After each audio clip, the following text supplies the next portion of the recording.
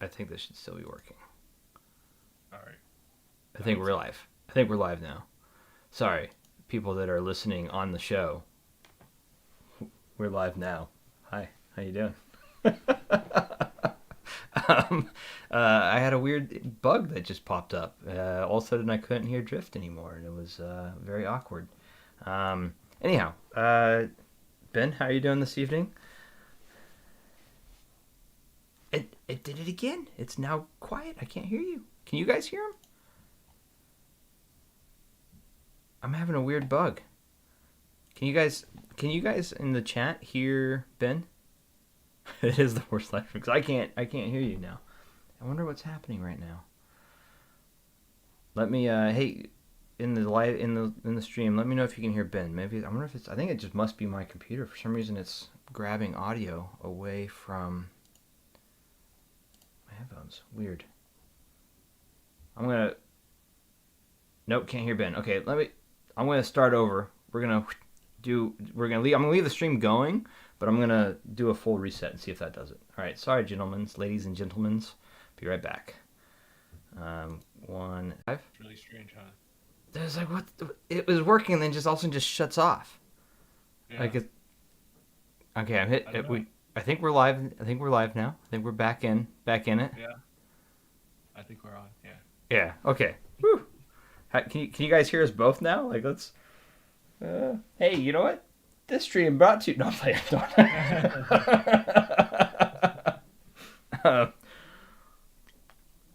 Need that right now. Anyways, hopefully this is working now and everything's happy and what have you. Back into it. Let me try and see if I can boost him up here. There we go. He should be a little bit louder now. I have him full blast. Sounds good. How you doing, man? Outside of the craziness that's happening right now with my stream. Doing good. Not much this week. Nothing crazy, I'd say. It's pretty normal week, for me. Today wasn't a normal day. It was pretty normal. Pretty normal day for today, huh? Yeah. I heard that you got a certain ban today, actually. Certain band today. Mm-hmm. Like you got banned from returning something? Oh. No, I haven't returned anything. I was pre-banned. Pre-banned from returning. Yeah. Officially, like it was actually on the page and everything. Yeah, that's pretty. I mean, I don't know who that DB guy is, but assumptions were made. Yeah. But yeah, I guess I did get something today. It's over here.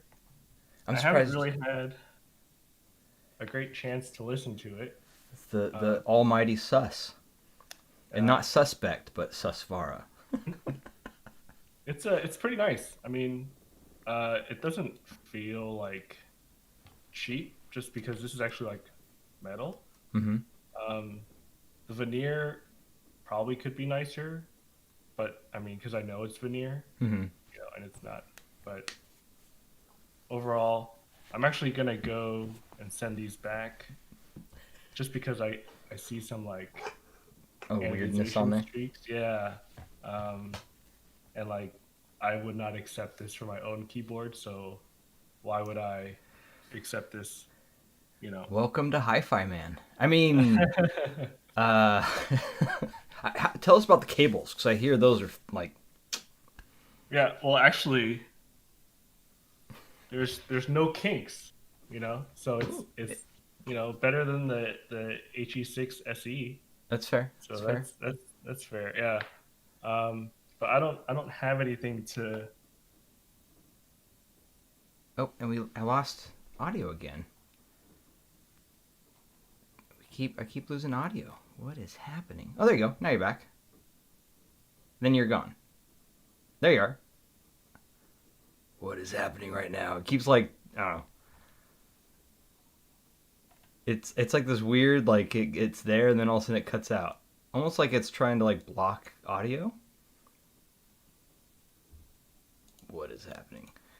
let's see. I want to see if there's any weird voice and video settings that are on right now in my. I have nothing. Do you have like any kind of weird settings in in the Discord voice chat? Maybe, like where it cuts off at a certain thing. Maybe. I don't know. Output volume. Fine there. Dude. So weird. Yeah. Yeah, it's like it keeps it all of a sudden like it had you in there for a second and then it would cut in and cut out and then cut in and cut out. Hi-Fi man's in my internet's hackings me. Let's see. It's very odd. I don't see. Yeah, I'm not seeing anything in my settings. Weird. Maybe. Hey DB, let's try it on your side. Can you try unplugging your USB and then plugging it back in? Maybe that's it. We'll do the old classic mic reconnect, disconnect, connect thing. Because you can hear us, right? You can hear me, right? It's so weird. Nope, still can't. Yeah, it's so weird. I wonder, because we in the chat, you guys can't hear him either, right? Oh, now you're there. It's like you pop in and then you pop out. It's weird.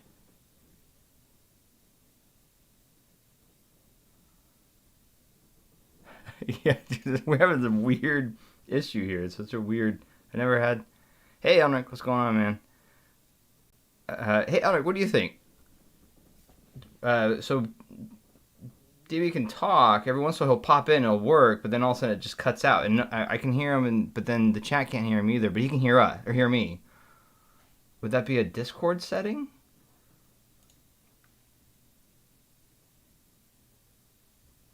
I can't voice and text. It's so weird. Output device. Let me. Wait, let me. Oh, you know what? Maybe. Let me try to do some craziness real quick. 1 second. Let me see if I can figure something else here. Maybe it's something in mind. Let me hold on, live chat. We will try and figure this out. Maybe. Huh? You know what? It might be mine. Maybe, possibly. But then that wouldn't make. Oh, maybe it will. 1 moment.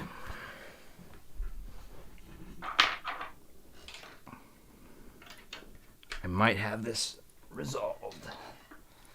Let's see if this works. I'm going to switch DACs and amps and see if that does something.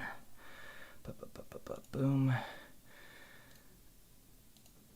Boom. Done. Then we'll go to Discord. Let's see if this works. Because if this works, I'm going to die a laugh. Oh, see, now it's switched. What the fudge? Boom. All right, there it is. Now, there it is. I can hear you now. Cool. Can you guys hear Ben? So I figured it out. I mean, What? what happened? So the ZH1ES has this weird thing where if it doesn't pick up stuff for some reason, it will cut the USB. And then, so on Discord, it was seeing it was getting cut, and then it was shutting off my output of audio. And so I just switched to my Bifrost 2 and my ECP-T4. Freaking, that's weird. Yeah. Oh man. So, Yeah. but now I have you super quiet though. So let's see. Oh, that's my fault because volume's low. There you go. Yeah, volume is a bit low though. So let me see if I can get you tuned up on disc. I can. Oh, there you go. A little bit better. I'll try to adjust my mic a little bit. I have it up here now just because I don't want it in my face all the time. But Dude, I'm the same way. it's not a shotgun mic, so it's gonna be a little quieter. I can just speak up a little bit more. No worries. I'll do it here too. Just 1 second. I'm gonna boost you up to like 125. That should give you a nice little bump in volume. Yeah, weird. Sorry, live chat, and my bad. Shit better confirmed. Yes. 100%. So, Drift, I'll be sending you the CH1ES in the mail to check. Sounds good. I need an amp right now anyway, so Oh yeah, man. everything will be good. I'll throw it up, throw it in there. It's I really enjoy it for like doing the comparisons because I can plug in all the different because it has so many inputs, which Yeah. so makes it super easy to switch. That's the main reason I've even held on to it for as long as I have and not sent it out.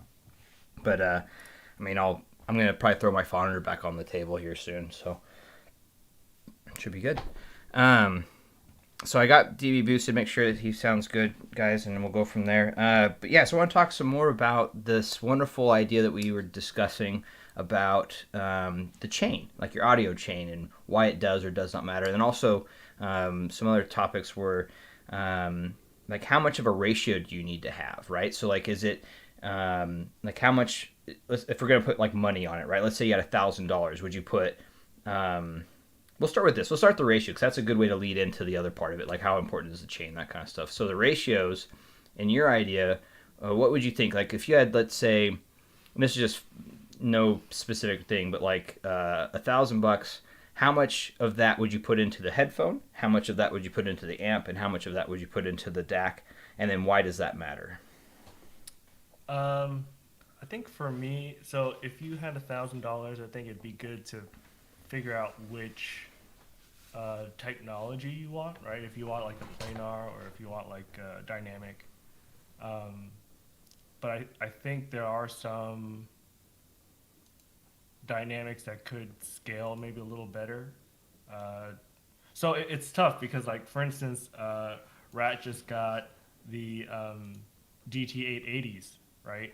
And so those Mm-hmm. are like $200, right?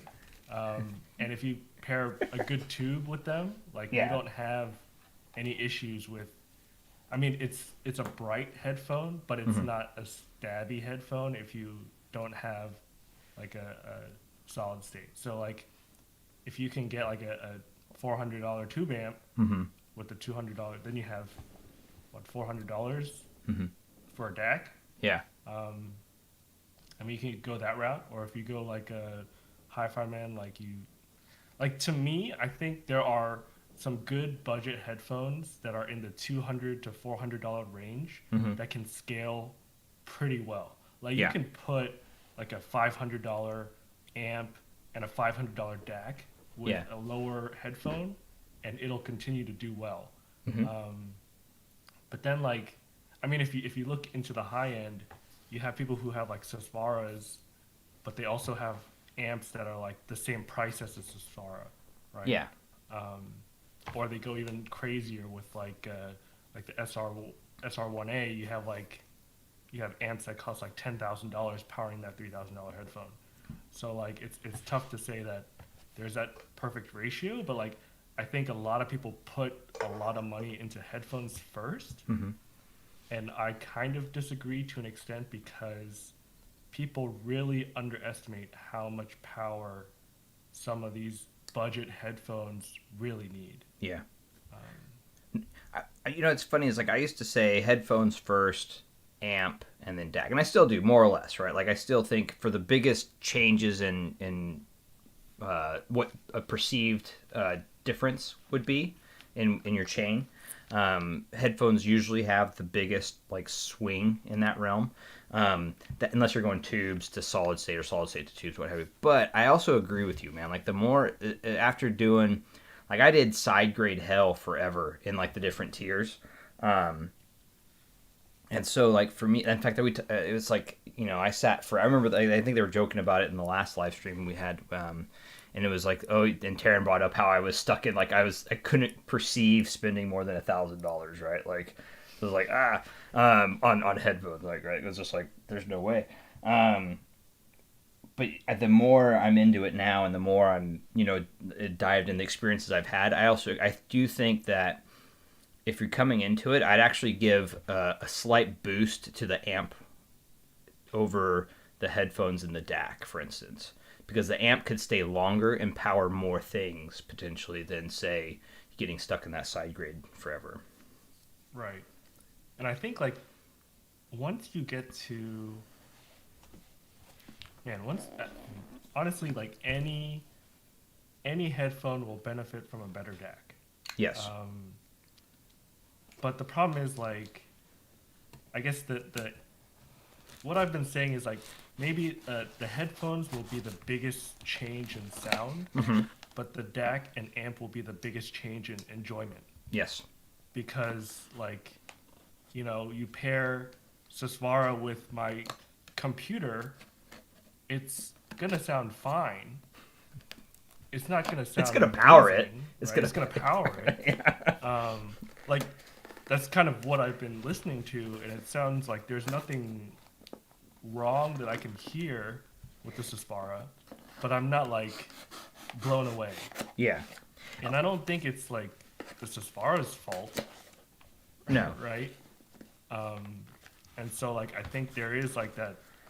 People feel like, oh, you know, I'm just gonna get away with these super cheapo Chinese DACs because, you know, people have been saying DACs don't matter. But I don't think that's the case once you actually do try out some of the better stuff. And I think that, and so here's the other factor is like, I also think the reason a lot of people get stuck in the realm of DACs don't matter or the amp isn't as big of a deal as people make it out to be is that at a certain price point, and this is going to sound super, I don't know, like gatekeeper. I don't think it's gatekeepery, but like it's going to sound not necessarily the best, but I'm going to say like at a certain price point, they really don't. Like I'd say, honestly, anything below $1,000 that you're spending on, with exceptions, of course, it probably even more, probably anything under a $500. Let's say anything under $500 to $600 would be more realistic. Is that once that there's not much different like in that realm of price point, like for the amps and DACs, anyways. Like, and even to be honest, some headphones are kind of outside of certain ones, outside of different technologies, but like you're really not when it comes to amps and DACs, you're really just barely pushing any difference in that price range.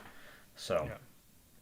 I mean, I think like a good, so there's always the beginner, right? Like HD6XX, GT990, like the $200 headphone range, right? Different And then I flavors. think once you hit like the $1,000 range, maybe like the Elex, and you can probably grab a used clear for around 1,000, or then you get into like these things, which is right.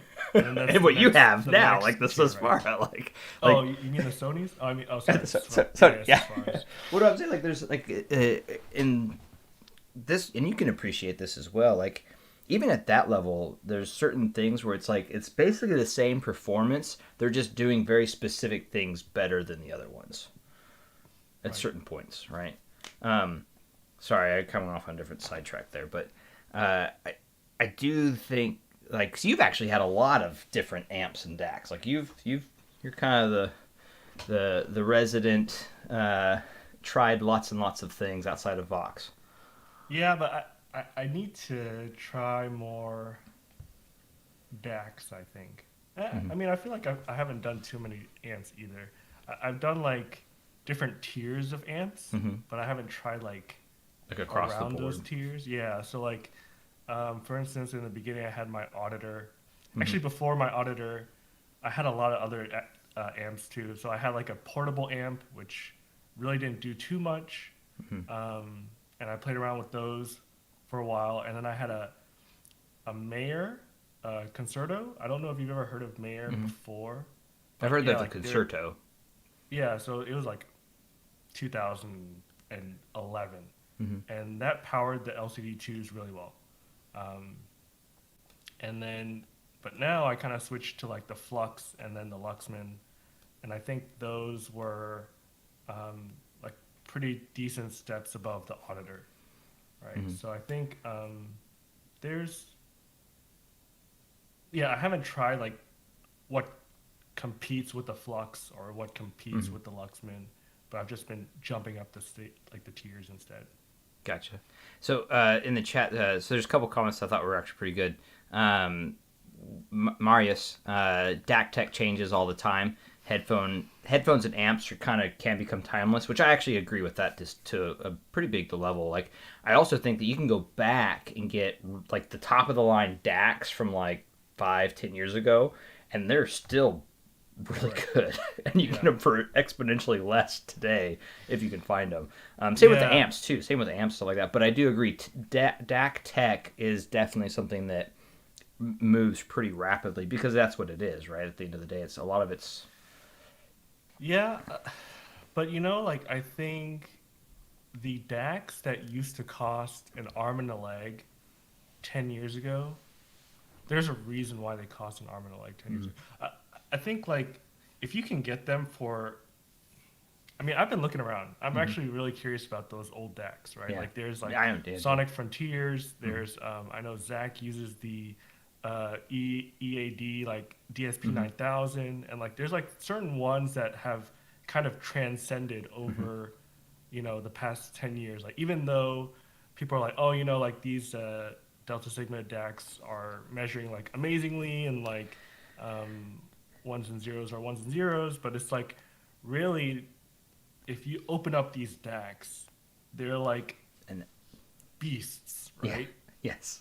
Um, I actually saw a post you did in one of the forum, or one of the things where you posted the pictures of the different amps. I think mhm. like you hit that was like nail on the head for me, man. Like that was yes, like the comparison of like a THX amp that was like it costs $100 versus something that's uh, even the Luxman, right? Where it's like you see the parts in there and you're like, okay, yeah, I get it.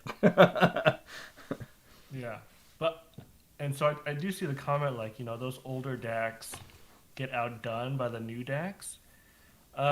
I guess like how would you define outdone, hmm right? Like I think obviously there's no USB, right? So Yeah, you're not that's going to be using USB for those old DACs. mhm. But I think what we have now is DDCs where you can use USB and it converts it to AES or whatever the old DACs need. And I would say some of those old DACs, I mean, the old DACs, people really strived for analog sound, Yeah, right? Like I feel like we are starting to get back to that yeah. sort of That sound. I agree. I agree with that. Yeah. So like I think the old decks might even sound better if you want a like musical and enjoyable experience compared to this like technical and precise and transparent like I think type of sound that people are striving for now. And I think that's actually I agree. Like I think that very strict measures exceptionally well, but doesn't necessarily sound good. Philosophy is starting to like you said it's people are starting to go, wait a second, especially after they experience and move on from that or buy these more expensive decks. Like a Bifrost 2 is not one of those, right? And it has a completely different sound. Um, but yeah, I think that it's an interesting thing that people kind of get they get lost in like certain and going down certain paths, I guess. I'm trying not to be too spicy, but like I think that's an issue, right? Where people get so stuck on like focusing on, they get the horse blinders on, where they're only focused on, oh, does this measure perfectly well, and then they forget to actually listen and enjoy their music, right? Like I think there's also that aspect of it, which I think is an interesting thing. Cause I think I agree with you. I think people are starting to move more back towards the analog enjoyment level of headphones Yeah. and this hobby, right? So Yeah, and I'm not saying that like every old deck is good. I'm talking about like the state of the art mm-hmm. old decks that used to cost like 20K um, in like 2010, right? Mm-hmm. Because imagine if you were to buy a deck that's 20K today, I think it'll still sound pretty good in Yeah. 10 years, right? Like I would hope it's not so. gonna just it's not, yeah.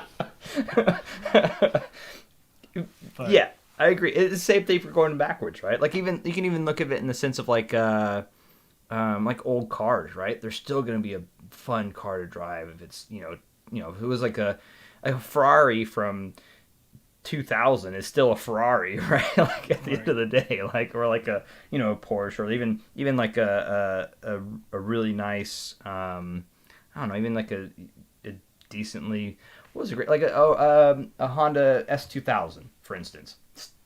That was the peak of 2000, right? 2001. I think it was they stopped making them in 2000, 2001. Anyways, but whatever. That's but the point is it's still a fun car to drive. It's still Right. you know Yeah. one of those I mean, things. I think we get into this like we have gas, right? We have that gear Hmm. acquisition syndrome. We want to get more. We want the new stuff, like just because a new camera comes out doesn't mean our camera starts sucking. Like it still takes the same pictures.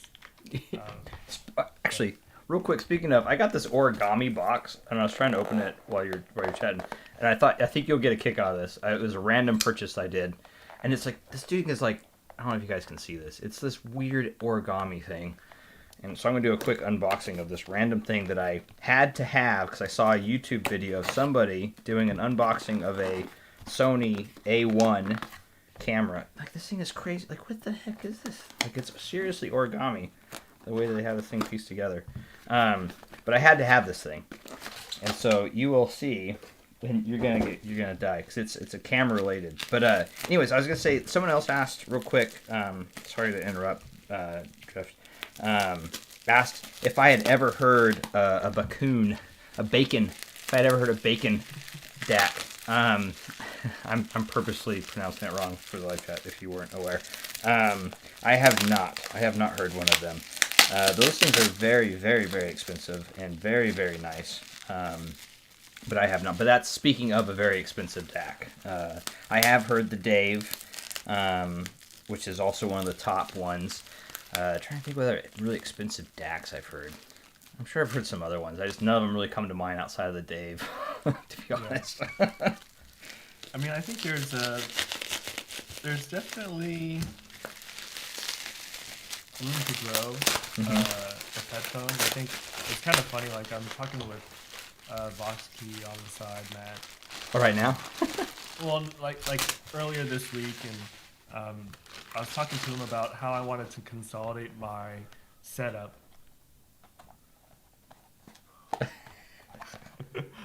It's blurry, so I can't really. Oh, Okay. Yeah. this is a very limited, special, very special. Oh, you ready for this?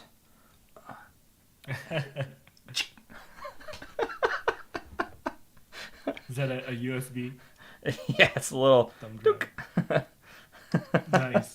Does it say A1 on there? It's the A7. No, this was like a limited release from way back when the A7R2 came Okay. out. Oh, you could probably see, but it's literally a mini replica with the Zeiss Batis 24 to 70, but it's Nice. it's a full replica, mini replica of the Sony camera. Sorry, that was my fun. I have another fun unboxing if you guys want to see it, but I got two things in that were fun, and that was really excited about this. And it was really expensive for this little tiny replica. Yeah. Well, anyways, sorry to interrupt. That was my fun for the evening, unboxing a mini replica Sony camera. Uh, sorry, Box. You and Box were chatting. Oh yeah. Me and About. Vox were chatting, and so I wanted to consolidate. So I had the Luxman. I actually Mhm. sold it. I was going to ask about that. Yeah. Yeah, and the reason why is because um, we have not. I kind of had this hunch that once you start getting into these super high end headphones like ZMF, Hmm. Susvara, um, Abyss, like those are pretty power hungry headphones, right? Yes. And people Well, are spending Plan specifically are always. Yeah. right. But go ahead. Sorry. But people are spending thousands of dollars on amplification. And so for me, I have speakers as well. And Hmm. I was looking at the sus and I was like seeing what people paired with it. And a lot of people were pairing their speaker amps with the Susvara. Hmm. And I'm like, well, I spent a good amount of money on this Luxman, but it doesn't benefit my speakers at all. Hmm. So why don't I just sell all my amps and just combine into one speaker amp and try to use headphones off of that. So a Nautilus. Uh, yeah, more like a solid state Nautilus, right? That I want to use. But yeah, so that's kind of what I'm trying to do. I bought a box from Justin to hook my headphones into, but at the moment I'm trying to make a cable to hook up to the speaker terminals, Okay. so I can use my Susvara that way. And I think like the headphone community, like there is a difference between headphone amps and speaker amps, because sure. headphone amps need to worry about all of the different impedances that are available, right? Like you have your ZMF at 300, you have like HiFi men at like. Yeah, go ahead. Sorry, I was gonna say you use like 832, and then usually they jump up to like 100, and then like 300 usually. Right, for like tubes, right? For like tubes, you have your solid state just does like 16 to 600, right? Compared to speaker amps are just like 4 or 8. Just right? like just very simple. Yeah. And so I've been trying to find an amp that's like very low noise, because like I'll have to worry about if I do get like a sensitive headphone, if I'll hear that hum, even with like a solid state amp. But yeah, like I guess the big thing is like I wonder more people will make the jump, because some of these headphones are starting to become pretty intense. Yeah. Right. I'd say actually it's funny. It's like especially the ones that you're discussing, and actually there's a good point to be made for a lot of like these higher end, especially planars. They do require to get the optimal performance is just a lot of juice. They just need especially the high fragments. They're just notorious for being juice hungry, right? And a lot of the LCDs, I think even the LCD, I think 3 and 4, but I think the top LCDs are pretty notorious for needing a lot of juice as well. But like, I think there is something to be said, like where the convenience. I'm a big fan of barriers of entry. Like the more barriers of entry there are, the less likely I am to use a thing. Like for instance, I got my SR1As back, and I mean. And I know, actually, I need to unbox them. And I've literally not unboxed my SR1A since I got them back. And it's been like probably a week now, 2 weeks. So like, and it's funny because I know I have some stuff in there from some of the different people that listen to it. So I'm like, it's bad because I haven't actually opened it to say, oh, what did I get from, But that's a thing, right? Because when I know in my head that when I have to go pull that out, I'm gonna have to hook it up to this, have it all hooked up. I have to figure it all out. Where's it gonna sit? How much, and it's one of those things, right? So, but yeah, I think that's one of those things where I can totally agree that if you can have a nice setup that powers your speakers, powers your headphone, and sounds good with low noise, like why would you not want to go that route, right? Like, right. So, yeah, and funny because like even like Android, he bought a speaker amp for his HE6, right? I mean, it's small, it's tiny, yeah. But actually, he bought two speaker amps, right? Yeah. He bought a $40 one, and then he bought the new one. Yeah, and so like I think people are trying it. I think there is some value there. I think it might be worth looking into if you do have like a near field, especially if you're into speakers. Like I'm just now diving back into speakers. I got the Kef Metas, the new Metas, and I'm loving those things. And someone asked about streamers. I actually have my first streamer I've ever messed with, and so it's a bad. I literally got sent. I was like, oh, can I get a demo streamer? And I was expecting some little thing, and they sent me the freaking top of the line one from Name. It's the Name Nova, which is like their basically it's their the big bad boy one. It looks amazing. it's so ridiculous. But it actually has a headphone out on the front of it, so I should go and maybe I'll do a thing with that, because I didn't even think about it. When I was taking pictures of it, I was like, wait, I think that's a headphone out on the front of that thing. So I should probably check to make sure that is what it is, and maybe I'll do a headphone test on it and see if that's. But that thing's expensive, man. Holy smokes. So instead of a stack, you just have that Nova there, right? Giant. Because it's probably a DAC, right? Mm-hmm. And DAC. it's an amp. Amp. headphone out, stream. Stream. You just put a Mac Mini on top, and you're set. And that's what I have. I have the Mac Mini, and then it's crazy because it plugs right into your TV with just the fiber, and it has like a ton of inputs for that. Like it has a USB, has like two optical ends, and like 3 or 4 RCA ends, which is crazy. Like you can put if you wanted to add other sources, like you could just add a ton of different sources to the dang thing, and then you could have it connects as an Ethernet, so you can connect to like a your own, if you had your own music server, that kind of deal. So it's pretty impressive. I mean, they definitely put a lot. And their philosophy, I found out, because I was like, oh, they don't have Dirac or Dirac, to like do the room correction. And I didn't know this, but Name is like super anti that. Like they're anti software. They're all about analog. They're like, oh no, this is analog and that's it. Like only analog. We're not trying to mess with your stuff. They're not really into the EQ stuff. But yeah, I do think that's Anyways, that was sidetrack. Yeah, I mean, some people in the chat are talking about like, Susvara doesn't need a speaker amp or like, but I think in general, like, with speakers or any transducer, the better amplification you can give it, the better it'll sound. Regardless, right? I think so. Like, go ahead. Sorry.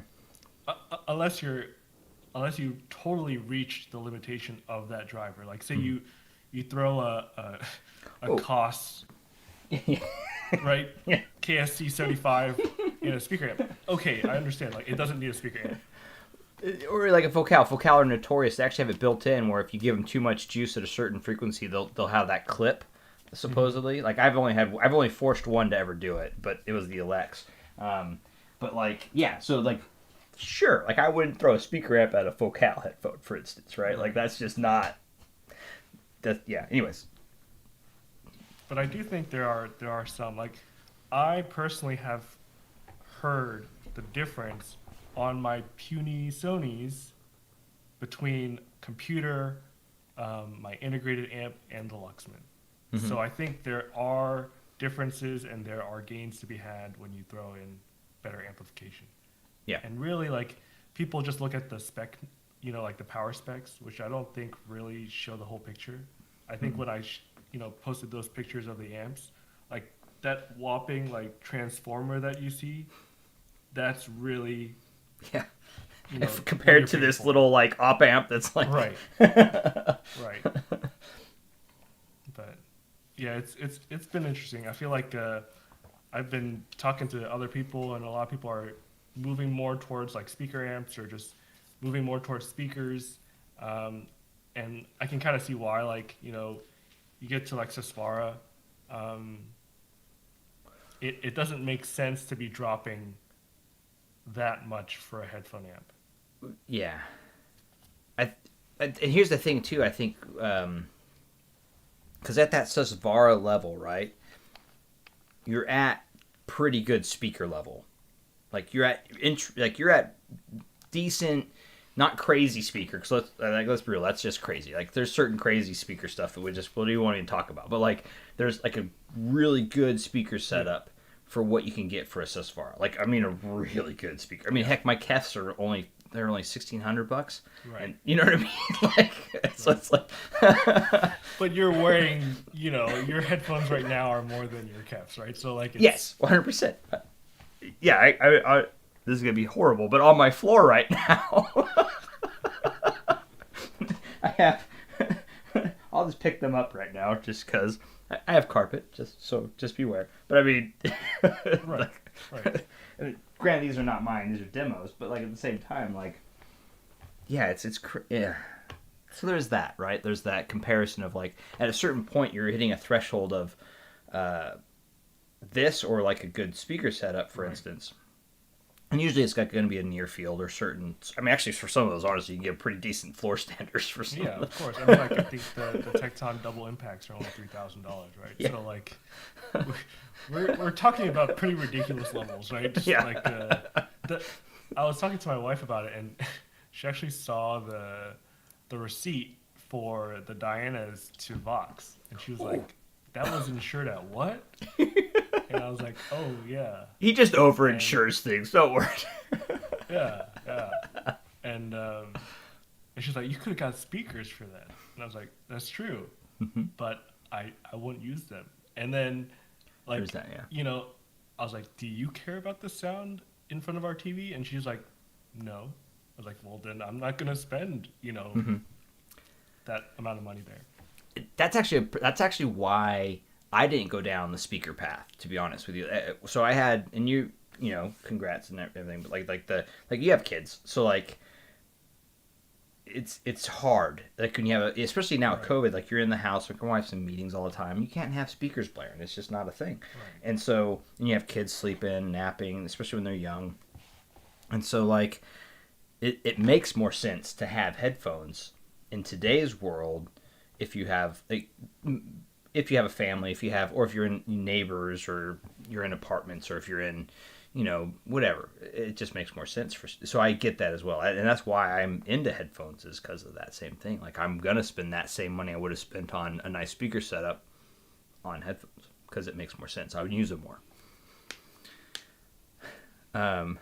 Tectons are great. Yes, I want a pair of Tectons as well, man. Those things are freaking fantastic looking. Okay, but the question is, man with a plan, why would you do that? Because the opposite is also true. Some Amos Pooch above the weight as well. Amps punch above. Oh, their amps weight punch as well. away. Okay. So I think he's referencing like the speaker versus the headphone amps, right? I'm assuming. Or is he talking Or to they something might be else? talking about something else in the Ah. chat. Probably has his house. Sorry, we'll skip that one. Get married, lose your speaker setup. That's also Android used to have a pretty Yeah. badass speaker setup. This is very true. I remember this. And then he used to have a lot of really cool headphones too. And then his wife also became interested, and now he has no more headphones. um, let's see here. So I want to get into something else about, like, so we did the ratio thing, right, a little bit, and kind of touched on it, and then we kind of went on a different tangent. Kind of went into the discussion about the different amps and everything, and I was thinking. Oh, question of the day. Oh, I kind of already asked it. Actually, you kind of missed it. So he wants me to ask you: did ASR, did they help contribute to your decision to sell the Dianas, the Abysses? No, not really. I bought the Dianas. Actually, I feel like the Dianas are still really great. Mm-hmm. I didn't have the V2s, which is what they measured, Mm-hmm. but I think like the Fis are like super. They're like the most livable headphone that I've had so far. Maybe the Sus will beat it, but by Okay. livable I mean like there's nothing really I disliked about it, Mhm. right? Like it was comfortable for me. It did technicals really well. Sound signature maybe is not for some people, Mhm. but for me it was fine. And like, I think once I felt like there was something like missing, maybe a little bit more emotion. And I feel like if maybe I tried a different DAC, it would have been better. Mhm. But it's hard to say because we're talking about like that little like 2-3%, right? Yeah. And so like for me, like the Dianas were like almost there. I just haven't tried the Sasfara, Mhm. right? I actually tried the 1266 this week. That's right. That's right. Um, They're and I those things tried are it. bassy boys for sure. Yeah, yeah. And I tried them with the Luxman, and they were fantastic. They were a little like just a hair better than the Fis when it comes to like details. They smooth the treble just a little bit, which makes it really pleasant to listen to, Okay. with a lot of bass. So like the bass is like can be overwhelming for certain songs, Yeah. but they do add for the songs that don't have too much bass. They like give you a little bit more energy, Mhm. that the Fis didn't really do. I'm just trying. I'm recollecting my experience with the 12.6, which is very minimal, and that's kind of what Not that I've tried the Fies at Can Jam, and I for limited time, but I did remember that the 1266 definitely had that, like I had more of a remembrance of those because of that bass though. Like I just remember Yeah. the bass. Like I remember its detail, but I just remember the bass was definitely its thing for sure for Yeah. me. But Yeah, it was just funny because like I put on the 1266s and I was like, these sound super familiar, just because it just sounds like a Fi, mhm. right? Like a Diana Fi, but there was just like a better separation, a little better imaging, a little wider soundstage. But I think the biggest thing for me, like why I wouldn't buy that, is because it's ridiculous Mhm. and Yes. it was heavy. Yeah. It was a little heavy right here. It has that Um, weird contraption to get it to fit right, and yeah, like it's comfortable when I put it on, but then over time I start feeling it, at the top of my head. So it's funny. It's I actually that's how I feel about the headphones, the headphones. They're really comfortable, but over time it just feels like they're pulling my head. Like you know what I mean? Like it's a weird yeah, feel. It's hard to describe, but like over time, especially if I'm tired, or whatever, it does feel like I'm slowly being like pulled down to the like not even pulled, but like kind of squished down to the right. ground. um, and then I think Landon is talking about it too, like how he it looks like he got rid of his and he got the ESX 900 in, which is an interesting thing as well. That's a custom build TH 900 from Fostex. And if anyone's ever had a Fostex 900, I know Ants tried them. They are very like it's extreme. Like it's the bass is very powerful, but the treble is equally as piercing and powerful. Like it's very stabby. But yeah, So they're like Bayers to the extreme. yeah. Actually, that's very fair. Which is funny because I actually have the bears. I have a couple bears here currently. I don't even know where they are. I think my wife put them away. She comes in every once in a while and it's like, "You have a closet." Throws everything in there. And then I'm like, "Where'd my stuff go?" Um, but I actually didn't think that the Bears were that bad. Like, I agree with you guys with most of them. I like to meme. I think it's funny to meme it sometimes. But, like, they weren't that, I mean, they're not horrible headphones by any means, like you said. But, like, it just really comes down to how you power them and everything. But Yeah. I do think that, though, that the TH 900s, though, are those are they're very fun headphones, but I couldn't wear them for very long, personally. Yeah. I think that's kind of how I viewed the Ride Zeros. Mm. Um, I really wanted to like them. I think they're really fun. Mm-hmm. But with it was kind of hard because I had the Fis with me. The Diana Fis are so good technically. Separation is really good. Imaging is really good. And I felt like the Rad's imaging wasn't as clean. Um, Mm. Yep. but they're fun. They have better bass. Um, they're not fatiguing. Mm-hmm. They look amazing. Yeah. Like so, those were things that I really wanted to like, but then I just thought I couldn't handle the weight over time, and then yeah, it just didn't seem like that top of the line that I was looking for. I think that's something to take into account as well. Like, so for me, it's funny because I found that the headphone has because I just did a recent kind of quick back and forth between the headphone, the Rads, and the Empyrean. And I'm not the biggest Empyrean fan, but I can appreciate what it does. Like, I do think it's a good headphone. It's just not for me personally, I'm not going to spend that money on that headphone at that sound quality. For that build quality and the comfort, yes, 100%. But for the sound quality, it does lack for what I would want personally.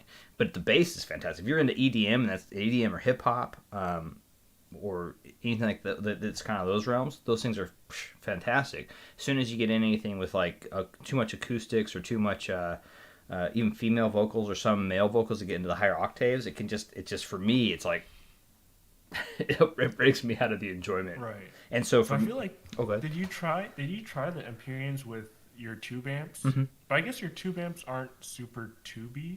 I have a bottlehead crack, but that would be bad with that. Like it Yeah. just gets bloated as all blowout. But I also have the KN, which yeah, none of mine are very tubey. I have a very pretty neutral tube amps outside of the bottlehead crack. But Because yeah, like I've met a couple more people who just like love their Empyreans.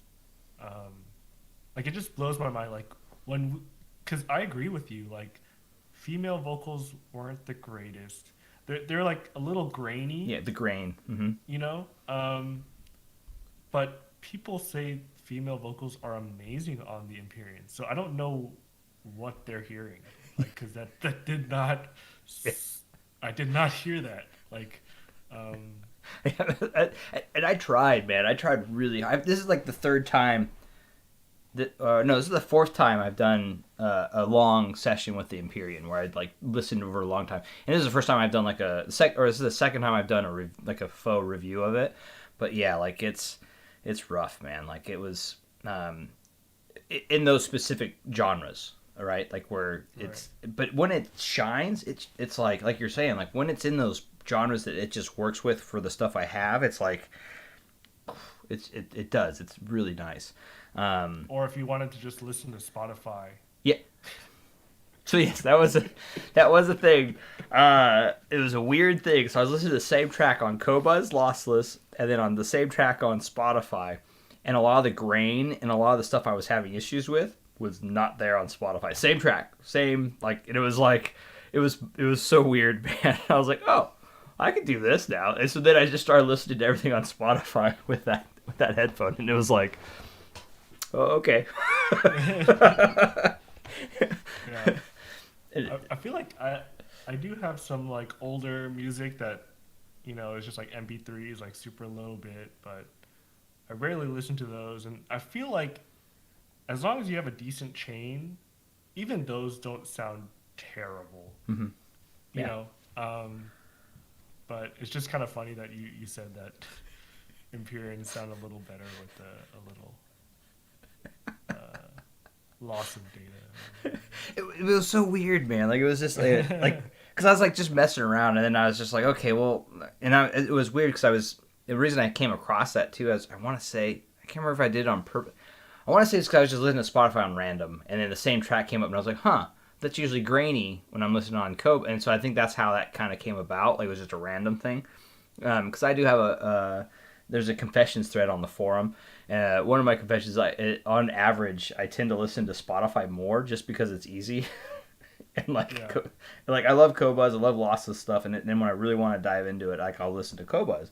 But when I'm wanting, but on average, when I'm just working or I'm editing photos, and I just want things just to work and just to cruise, and I have a huge library on Spotify.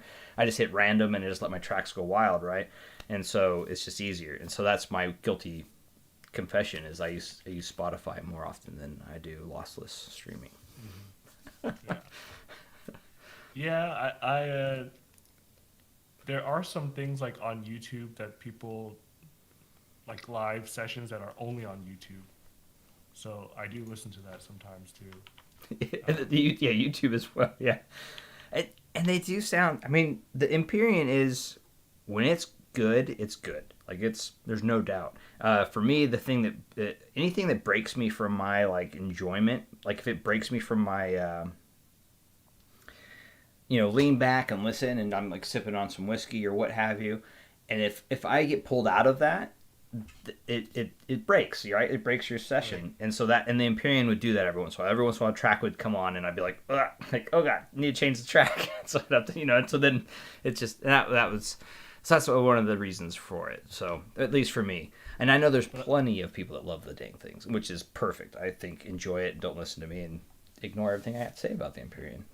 but I guess like since you think the Empyreans do like one thing well, like how many headphones is enough? Like, do you need the Empyreans just to listen to EDM? Do you need something else just to listen to female vocals? Do you need another? Like, that's where I kind of struggle too. Like, I don't want to be a collector. Yeah. Um, I want to have certain things that do things well, but I also like the convenience, right? Like, I Hmm. don't want to have to, switch 10 different things on and off to make sure that I listen to this at the most optimal experience. Like, um, So that's what I've been trying to go for. And so I think, and this is I think the true end game. And if you're in, like, there's some of us obviously that like to collect. We have the different headphones, or we're in that realm, right? But I think true end game is finding the headphone amp and DAC that just work. Like they just synergize so great that there's no reason to want to move anything around, right? You don't want to get another headphone because these just sound perfect to you.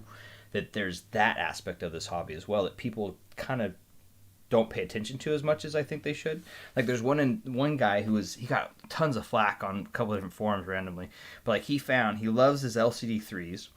He got a bad, I think he has a DNA tube amp. No, he has a KN 300B tube amp, and he got specific tubes that match for him perfectly with his LCD3. And I can't remember his DAC, but he had his DAC he specifically bought for that chain, like for those headphones, and he got rid of everything else just so he could listen to everything he liked to listen to with that chain. Like, so there's that aspect, right? But then there's also the aspect of ridiculous people. Like, I mean, personally, I could probably just live with these and be, happy at the end of the day. But I enjoy change. I'm ADHD. Like, my musical track is like, I literally always listen on shuffle. I'm always all over the place. So I think there's that as well. So,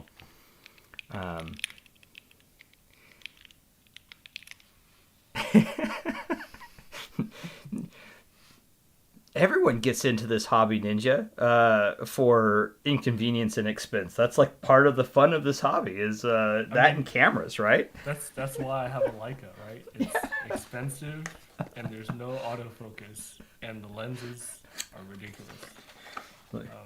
Let me bust out my camera again real quick for you, Ninja.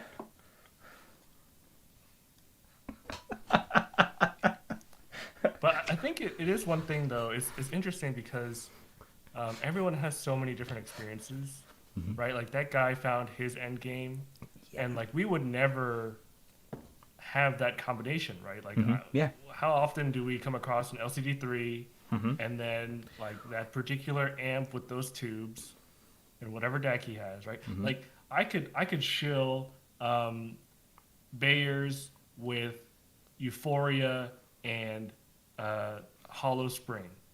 Yeah. No one's going to have that combination. But, I think that'd be a great setup. Fantastic setup. It's like Justin came in the other night saying, Bayers are amazing on bat. Yeah. Right? Well, which two bands? Like on the Nautilus. Right? Yeah, Nautilus. Everything sounds good on the Nautilus. I mean, according to Marcello, I haven't heard the thing, but yeah. So, like, I don't know. I think it's interesting because some people have the experience that the DT880s are terrible because they heard it on like a Magni or they had heard it straight out of a computer output. Right. Like, yeah, of course it's not going to be the best off that stuff. And so it's just interesting that people get so heated. Like, no, you must be wrong. Like, I heard it off of this. Like, it's always going to be stabby. And it's like, well, I don't. Yeah. I agree. Like, I think that, and that's that synergy piece, right? Like, and that's something I always find. Like, that's part of the reason why I have so many headphones. Even though I'm kind of scaling them down, I'm getting rid of a bunch of them. But it's because there's that synergy of plugging in a specific headphone with a specific chain and hearing that different synergy. And I say synergy, but like that different flavor that it creates with those different mix and match, right? So it's like going to Baskin Robbins and going, I want that one, and that one on a cone, and then you have three different flavors. I mean, you can do that infinitely. Like, not that I can't remember the last time I went to a Baskin Robbins, but I mean, for reference sake, having the multiple different flavors and being able to pick, there's that. Is there a place over by you where they do like mix-ins and stuff? Oh, they do. We have Cold Stone. Cold Stone's a big thing. Yeah, Cold Stone does that. Yeah, so exactly, Cold Stone. Actually, it's even better because that's I'll go to Cold Stone. That's some delicious ice cream right there. But yeah, I think the synergy, and it's definitely overlooked. I think synergy, people get so lost in like, oh, does this perform well? and not worry about how's that actually performing your chain that you're currently using, rather than, oh, this on the numbers, this looks fantastic, but that doesn't mean it's going to sound like if you put two sterile things together with another sterile thing, that's going to be a lifeless, not fun listening experience. Yeah. Well, I mean, Android he just measured his HE6SE on the Jotunheim and on his New one, speaker yeah. amp, and he said his speaker amp sounded like It sounded better. there was more bass, it was full bodied, Mm-hmm. but he couldn't measure it. Yeah, I couldn't measure it. So I was joking with him. I was like, placebo. But I agree though, man. Like, because I've heard things like that, right? Where, for instance, you hear something, even these, right? Like the ZMS, this is for example, going from the T4 ECP to like something like the Phonator or even to the Sony. There's distinct differences in the way it presents the sound. Like it's just and once you hear, that's the other thing. Once you hear those distinctions, it's really hard to not hear them. It's right. Like once seen can't be unseen. It's right.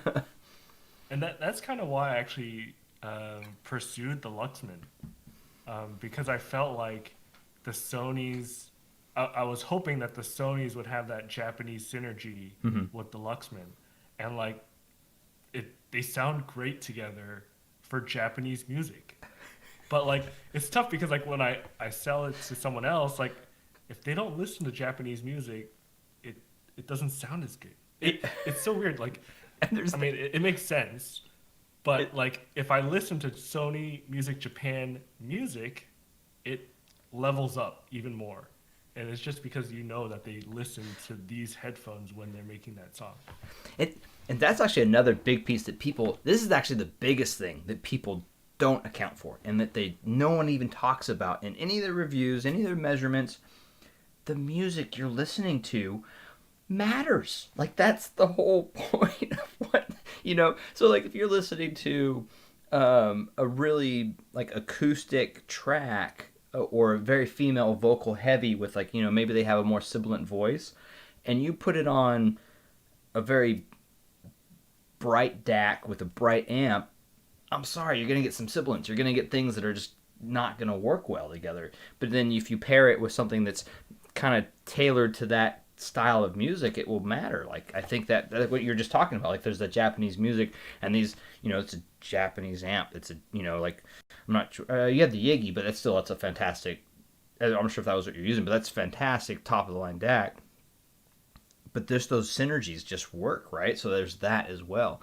And I think that's something that most people don't really account for it. Androids, it doesn't matter when you listen to the tones and Pink Panther noise. Pink noise. I'm getting spicy, yeah. Damn it, sorry. No harm to cats. I think that's one of my big pet peeves. Like also, I think there's another thing is when people talk about reviews, for instance, and they don't tell you what they're listening to on a regular basis. Like there's some people that I have no idea what music they're talking about when they're like, oh, and it's this has great imaging, but if they're listening to like nothing but stuff that I would never listen to, how am I? That doesn't mean anything to me. Like I don't know. Yeah. Doing reviews are tough, right? Yes. Because you have, if you truly want to paint like the best picture, you got to give them your chain. You got to give them different combinations of like what you're listening to, the music you're listening to, which headphones you're comparing them to. Like, it all matters, right? If I always listened to Sonys and then I suddenly listen to Bayers, I'm gonna say they're super bright. But if I always listen to HD 800s and then I listen to Bayers, I'm just gonna say they're kind of bright. Yeah. Right? Like they're not gonna be that difference isn't gonna be as big. Because when I listened to the HD 800s, they were pretty bright. But also, like I had a solid state amp, so like that could be a big difference too. They're definitely bright, and there's actually a big thing going on too. Like, I like cats. Dr. Damn it! It was one time. But I love the H800s, but also but anyways, back to the but I have an SDR mod. I have like the Coney extra wide pad, so it makes there's a different signature. Anyhow, there's people that think that the Utopias are extremely bright, like piercingly bright, where they can't even listen to them. And to me, I'm like, God, I've never had. And it's funny because then you try to put your head into that space, right? Or that into that, like, okay, well, that doesn't jive with what I experience. So how do I make that work for me? Like, how do I understand what they're talking about? And I try to reconcile that. You try to like, okay, well, what is it? Why did that sound super bright to you, for instance? And I think that's where sometimes you get these weird conflicts as well, because people are like, what, you don't believe in my experiences? And I'm like, no, that's not what I'm trying to ask. I'm trying to reconcile my experience with yours. Right. But on the Utopia side, like I found, and you've heard the Utopias, I think that a lot of people have issue with them, especially on solid states, where they're just fast and they'll just beat the ever-living crap out of your head, because they're so fast and so punchy, and they have so much image and so much detail that it's there, like it's in your face. But it's such a relaxing headphone at the same time, so it's like this weird. I don't know, man. It's hard. Yeah. You've heard them, so you can kind of get an idea. But like I think that's what people are kind of getting when they get that. Oh, it's so bright it hurts. I think you're so used to listening to something like a 650 or like a 600 that you get something like a Utopia off, and all of a sudden you're just like, yeah. Like, so when I got the Utopias, I had come off from the Aeolus. Mm-hmm. Warm. And yeah. But before the Aeolus, I had the DT990s that I listened to for the most part. So like to me, the Aeolus wasn't like clear enough, right? Because like the Bayers kind of had that treble, which made it seem clear, right? It cuts through. And then so when I got the Aeolus, I was like, oh man, I feel like I'm losing some details. Like it kind of feels a little too covered with warmth. And then when I got the Utopias, I was excited because it was punchy, it was clear, it was like detailed, like it was everything I was hoping I would get from an Aeolus, which I shouldn't have expected that, but that's when I was like, oh, this is what I want. And from that's why I kept looking for more top of the line headphones, because I feel like I need to get around this level to get that detail that I wanted. Mm-hmm. And then you have to worry about that pass. It's funny because Rat Rave said 6XX to Aeolus. He was like, Aeolus is bright. But like, and there's that fine line, and that's that finding your own synergy, right? Or finding your own. I always joke about it, was like find your own truth, kind of like I took that like and turned it into a meme for headphones, but like find your own truth is like kind of find your own headphone, find your own audio bliss, what. And like, for instance, actually, and this is a good example of like I wanted to ask about this too, like what's good enough, right? Is anything good enough? But then there's also the factor of like, yeah, some things are just good enough when you think about it. So like, for instance, your Sonys that you're rocking, like those are modded, sure, but they're, for you, good enough, right? Like they hit all the things you're looking for. I mean, sure, there's different aspects that would be better. Like maybe the Susfaro will be able to kind of take that and run with it. But I mean, those are, a couple $100 at the end of the day. Yeah. I mean, like for $200, they do a great job for my video conference calls, right? Vocals, I could hear everyone great, they're closed, so my wife doesn't have to hear everybody. Yeah. And they plug into anything. You don't need like a really high-powered amp for them. Mm-hmm. I mean, like, I don't know what else I could really want from them for $200. Yeah. And that's that right there, right? Like, there's also that factor of like, I know plenty of people that have gone skyrocketing up to like SR1A level. I'm using examples, but like up to that, like, ridiculous, stupid, expensive, dedicated systems of audio. And they're like, oh, this is great. But then they went back to like their 650s and a bottlehead crock and were like, oh, I'm good here. And they got rid of everything and just went back to that.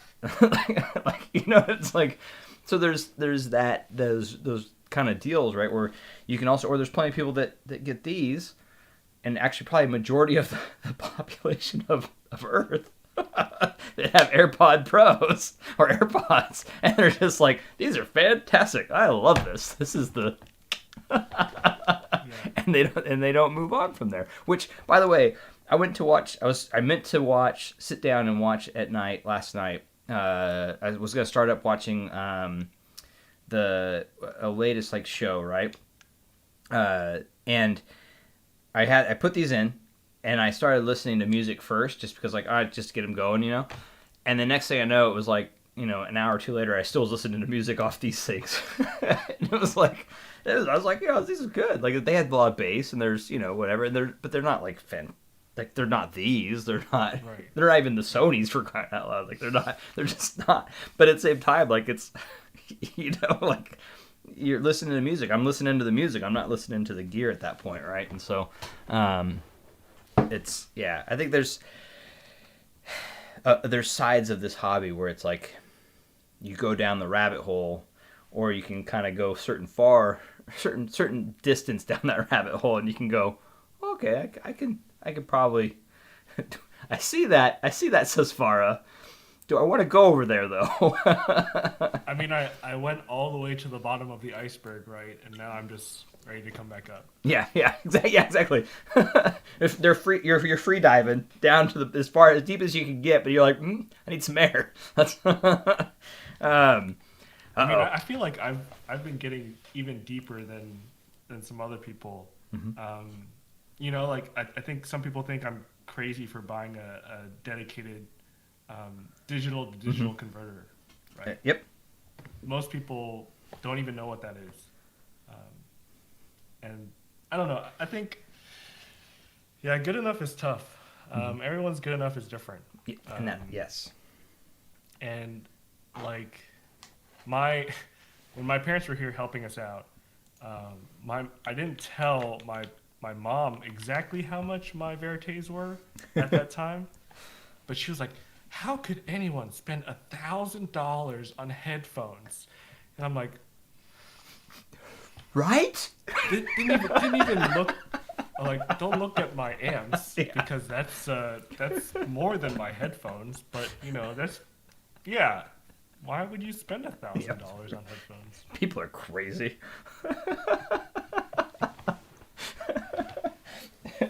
Yeah, man. Like I don't know, man. Well, like I mean, and that's the thing with any of these different. I mean, you like cameras.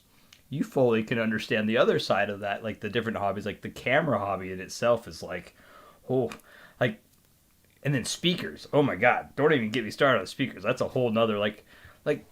If anyone in the chat doesn't know about speakers, look up the most expensive speakers you can find. Like just type in Google most expensive speakers and see what happens. I mean, there's speakers for millions of dollars.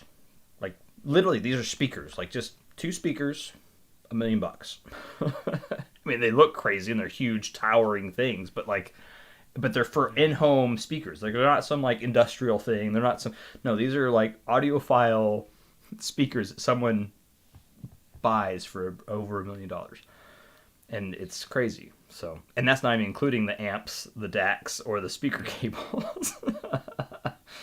So. Oh yeah, and the snake cables. And the snake cables. Python. And the cables. stands to elevate those speaker cables Yeah. off the floor to prevent any kind of noise. Right. I do see.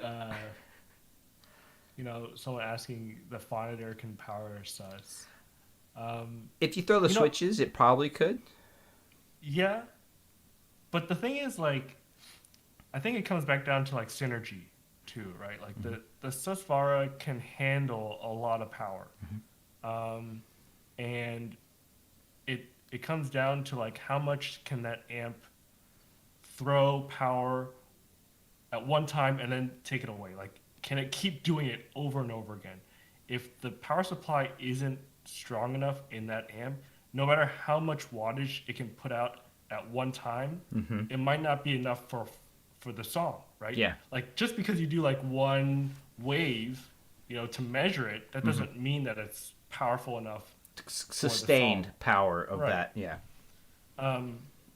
So like maybe, but I think like people have tried a Phonitor or a A90 or um, you know, like even like Nimbus, and you're talking about like the Wells Audio and Hmm. like amps that cost $3, $4, $5,000, and they still end up with speaker amps Yeah. for the Susvara. Um, And until you hear it, you're not gonna know. right. You're not going to be convinced until you hear it. Hmm. And even if you do hear it and you're not convinced, then you can just jump back down. Like Yeah. you don't have to stay. Or buy speakers, and now you. Right. Yeah. Then you just sell your Susvara and you buy speakers. I mean, like it's no harm, no foul. No, no. Unless you can't return them, obviously, like Like, because the website said so. yeah. It's tough. I mean, that's tough. That when that happens, especially one that's like as good as that, like they have a really good return policy too, and to have that happen. Yeah. No, yeah, those guys will take care of you though. But it's yeah, I thought it was funny that he did that like that quick too. Yeah. Yeah. I was like, it's live. Oh. It's actually funny because Dr. actually went there. He was there today. He hung out there. He got to see. Actually, Dr. Did they let you listen to the Conta 2s and they actually have the same. They have the Nova as well hooked up to the Conta 2s. Speaking of speakers and very expensive streamer DAC amps. I think the Conta 2s go for like $10,000. I think so. It's like a 10. So that's like almost $20,000 setup right there. Wow. Which like that's like just think about that. Like I just said that out loud. Like Well, I heard Dr. brought a weapon with him. he did he came prepared in case the zombie apocalypse showed up. Yeah. He did. I mean it's no joke, man. I'm gonna unplug. Like I have one of your boards here, and like it's like I'm not a little guy, but this is heavy. Like this, Yeah. like I'm not joking. I could easily defend my house with this. Like I would probably get tired swinging this around. Actually, it might actually be a detriment to use this as a home defense weapon because I'd get tired sooner than I could probably defend my like 2 swings there. Like Now you can't run away. yeah, now I'm screwed. I'm tired. I'm out of breath. Yeah. I mean, I do see like it, questions about okay, what if we had like a Phonitor with a preamp to add even more gain? Is that good enough? So you have to be careful with that though. Like the pre-gain into it will do weird things to distortion and stuff like that. So I'll let you. Yeah, I think it just comes down to like,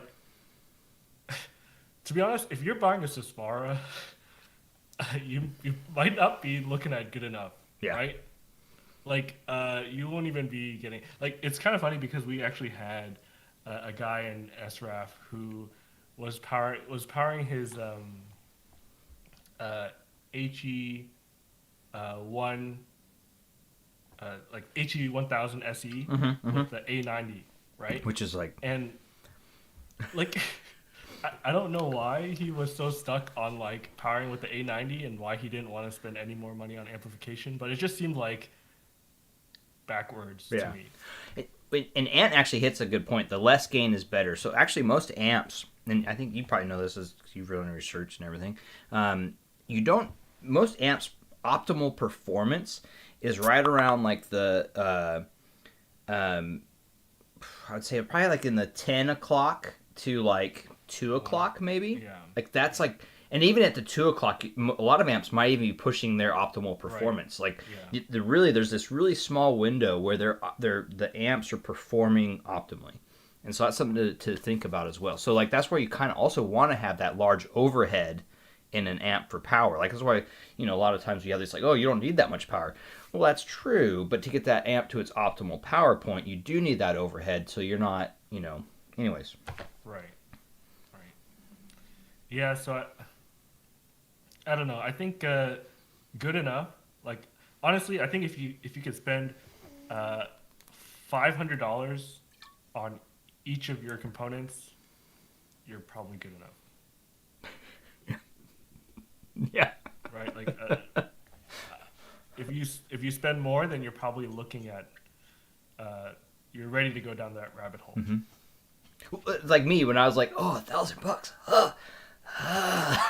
It's like, oh, that hurts. It hurts. But then once you do it, it's like, oh, that wasn't that bad. I spend more on stupider stuff, so it's like, like the guy I borrowed the 1266 from, mm-hmm. I let him borrow my Austin because I don't really know the guy. I just met him on Discord, Mm-hmm. and he was gonna lend me his $4,000 headphones. So I was like, okay, I'll give you some collateral, because I don't want you to feel like I'm just gonna run away with it. Mm-hmm. And so I gave him 3 of my boards, and he was like, initially I talked to him about. I had a board I needed to sell. I was like, hey, are you interested in keyboards? And he was like, how much? I was like, oh, like, $750. He's like, oh my goodness. Like, what? Yes. What? And I was like, oh, okay, never mind then. So then when I lent him my Austin though, he was like, dude, I know why it costs so much now. So actually it's funny because after DR got back I also got all these flurries of texts from like our best work buddies for like Taryn and Andrew. They're like, I get it, like because they have like drop boards, right? Or they just use the Mac keyboards in their laptops, and so they're like, it's like going from like which you've had these, so like it's like looking at a 600, a HD 600, right, or HD 650, and then you grab a Utopia. Like it's drastic how, and just not even talking about sound. I'm talking purely just build quality. I'm just talking like you hold that in your hand and you're just like, this is quality. Like it's like the difference is just, it's mind-numbingly crazily different. Like it's, sorry, different tangent, but. Well, actually we were talking about this today on Discord. Like how would you rank build quality, across the different top of lines? I would say like Utopia has like the probably most one of the best.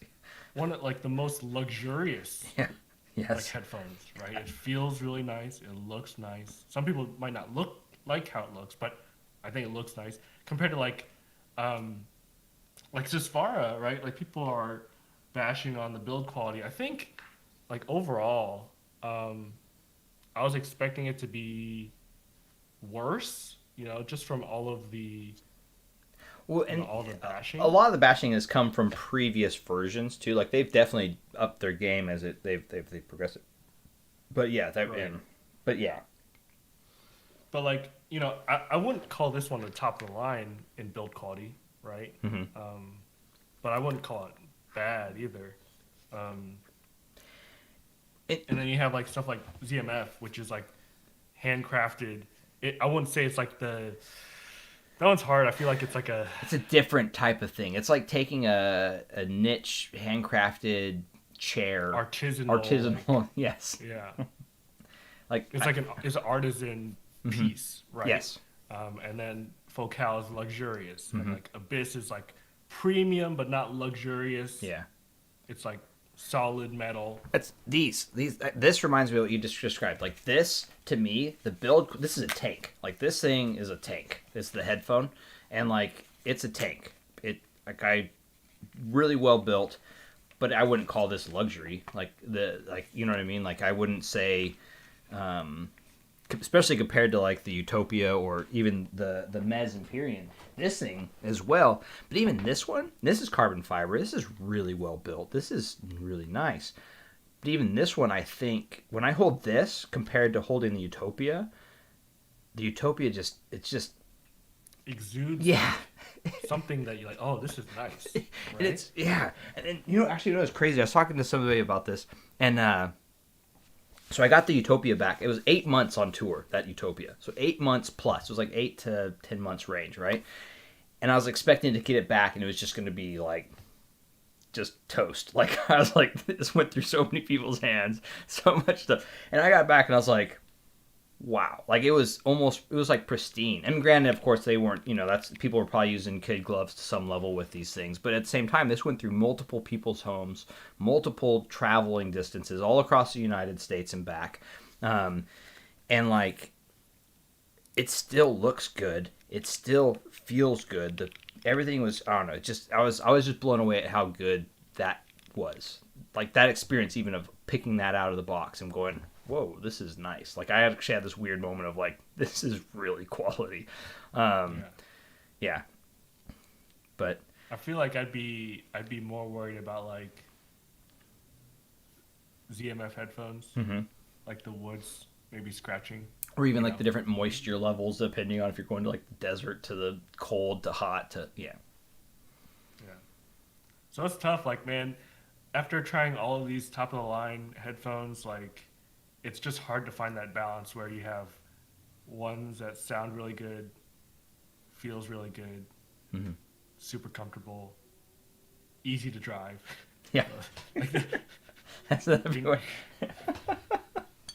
Right, because like if you buy a Susvara, you're gonna have to spend. Now you're gonna have to. Yeah, you have to spend. You have to. You have to. There's not. Oh, I might. Yeah. Come on. You're not gonna be using an eye dongle in your phone. Like, oh, this sounds fantastic. I don't know. It's funny. I enjoy it. I've been doing audio as kind of like a way to get out of keyboards for a little bit, just because keyboards, there's a lot of drama with keyboards too, and it's like when it comes down to it, it's like they're pieces of plastic or they're pieces of metal, and it's like, why are you getting so upset? Yeah, I think that's the part that always blows my mind with most hobbies too, right? So even keyboards. I haven't really seen too much of the keyboard drama. I'm lucky in that I found you guys, and it's I didn't really have to deal with the keyboard drama. But when it comes to like audio, though, people get super aggressively angry. I'm using a lot of hot words, I know, but like they get defensive, man, and they take it real serious about like. If you slander in any way, shape, or form, or at least they perceive you slandering their beloved whatever it is, they just get lost in their own little, like, angriness. It's crazy, man. Like, I don't know. It's... Anyways. Yeah, it happened to me, actually not too... I think it was like yesterday or today, with my Denefrips DDC. I was asking if anyone's tried it with, like, other brands, and one guy came in and he's basically like, Denefrips is trash and Audio GD's DDC is the best, and I was like, okay, hot take. I'm just looking for other people's experiences with Denefrips DDCs, and then this other guy came in and he's like, you didn't really talk about like why you felt like it is, but obviously you're a huge Audio GD fanboy, so like, okay, like, thanks for letting us know, but please, explain what type of experience you've had to say that Denefrips is terrible and Audio GD is amazing. And like, that guy didn't have anything, obviously. Yeah. And that's bananas. That what you just described. Like, at least have something other than nah, I'm rubber, you're glue, whatever you say, bounce on me and sticks. It's like... Yeah. Well, he tried to explain it, but then it's like, but you don't have proof that made a difference, right? Like, yeah. I think he was like spewing out what Audio GD tries to market to all of their consumers, and then those people just eat it up and say like, oh, obviously it must be good, right? Yeah. Like I think it comes down to like a lot of people just blindly follow designers, right? Like you have a lot of fanboys for certain brands, and then or certain reviewers, and they're like, oh, because this reviewer loves it and hates this other brand, then obviously this other brand is terrible, and I must always talk bad about it. Yep. It's like it reminds me like kind of like the console wars of even today, like but specifically like even when we were like when I was a kid, like the Sega versus SNES. This that was Sega does what Nintendo don't or something like that was I think was a big one. I was in grammar school, so I try to remember that. But like the stuff like that, it's just ridiculous. Like how people it's the simping part is just crazy. Zio's copycat. What's happening? Oh, because I'm opening boxes. I was trying to figure out what you were talking about. I'm trying to give my maximum effort here, and it's really bad now because it's an action figure. But it's I love Deadpool, man. It's maximum effort Deadpool, stabbing into Chimichanga. Oh, nice. Are you gonna have a link in the description below? No, I don't. Yeah. If you want to find it, look up. I think this one was like a limited, or this was on not limited, it's because it's a Q-Fig one. But yeah.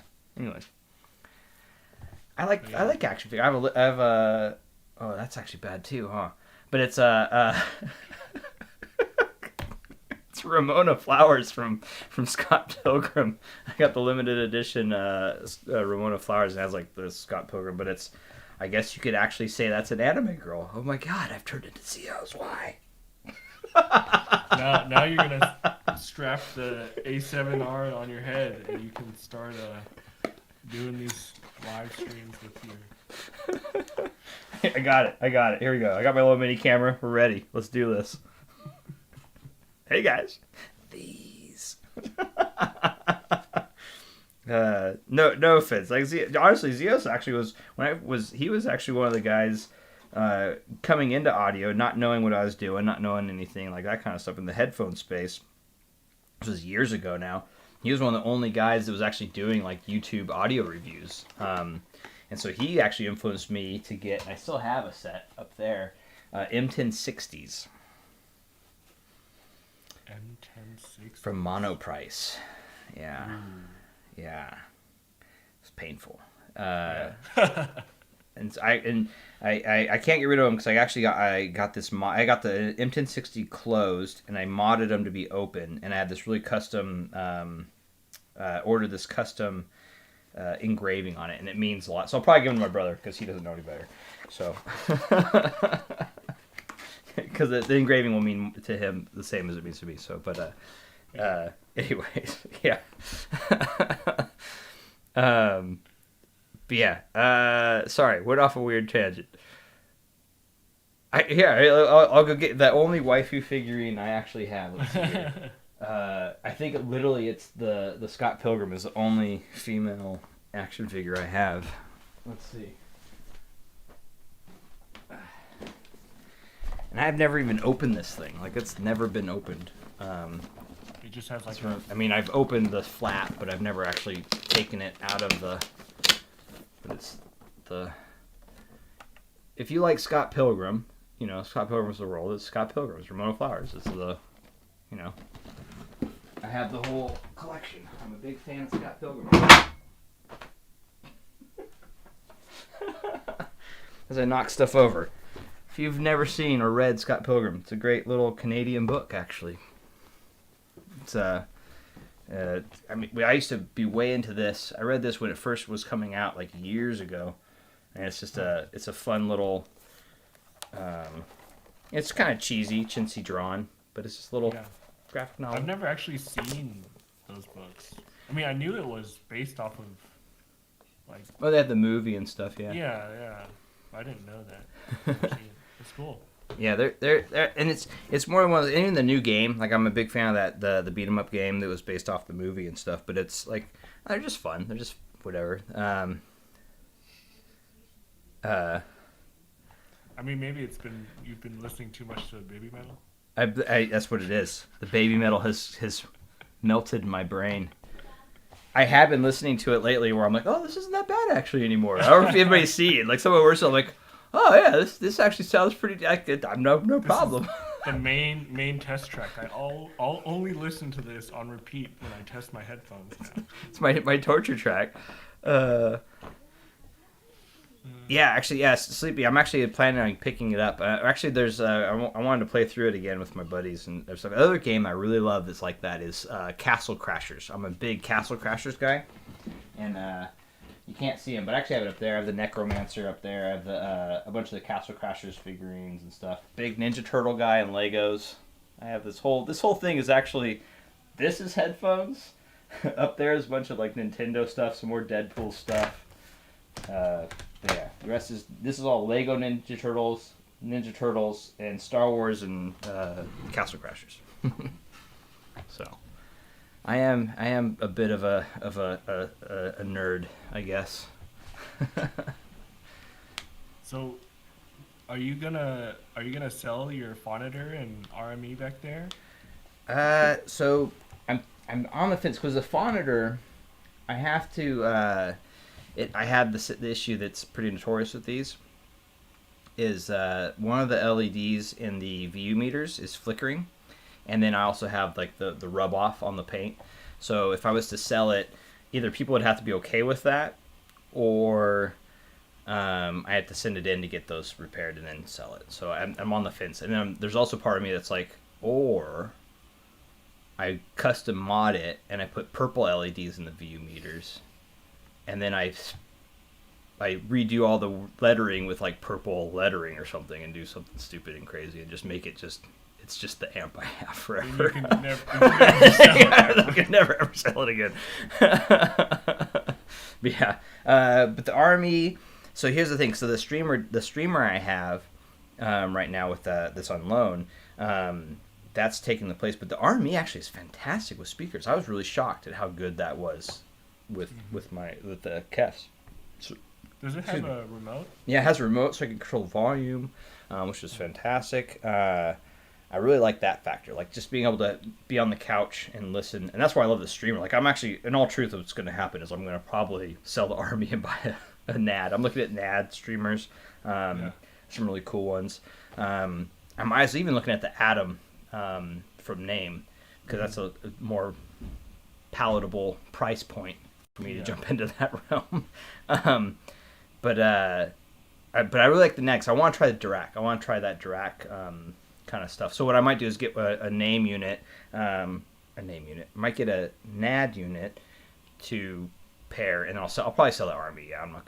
Basically, what that all comes down to, my long ramble, is I'll probably end up selling the army. Yeah. So you're fully transitioning into speakers now.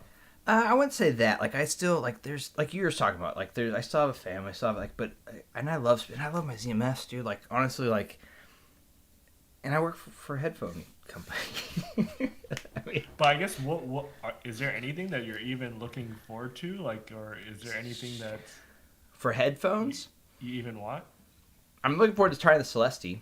But I mean, I do have the Stellia, so that's like kind of like, and I do. So here's the thing, like something that you guys, I'm big on experiences. Like I think once you stop having experiences or new ones or like you know what I mean, and in seeking those out, I think that's when you kind of start to like maybe it's time to go retire someplace that you don't like if you stop learning, you stop experiencing things. That's when you start to. That's in my mind. That's when you stop like. Growing, I guess, and so I enjoy that. That's something I'm big on experiences. I love trying new experiences and trying new things and having my eyes open to new things. I love that, and so that's something that's really cool with headphones. It's not necessarily easy, but there's so much there to experience that it's easy to kind of jump around a lot. Yeah, and I picked up on that too. No, but Which Audeze are you looking forward to? Oh yeah, if you guys saw the Grover thing, he was chatting about that, right? There's a bunch of stuff coming from them. He didn't really tell me much. I think Resolve has more leaks than I do.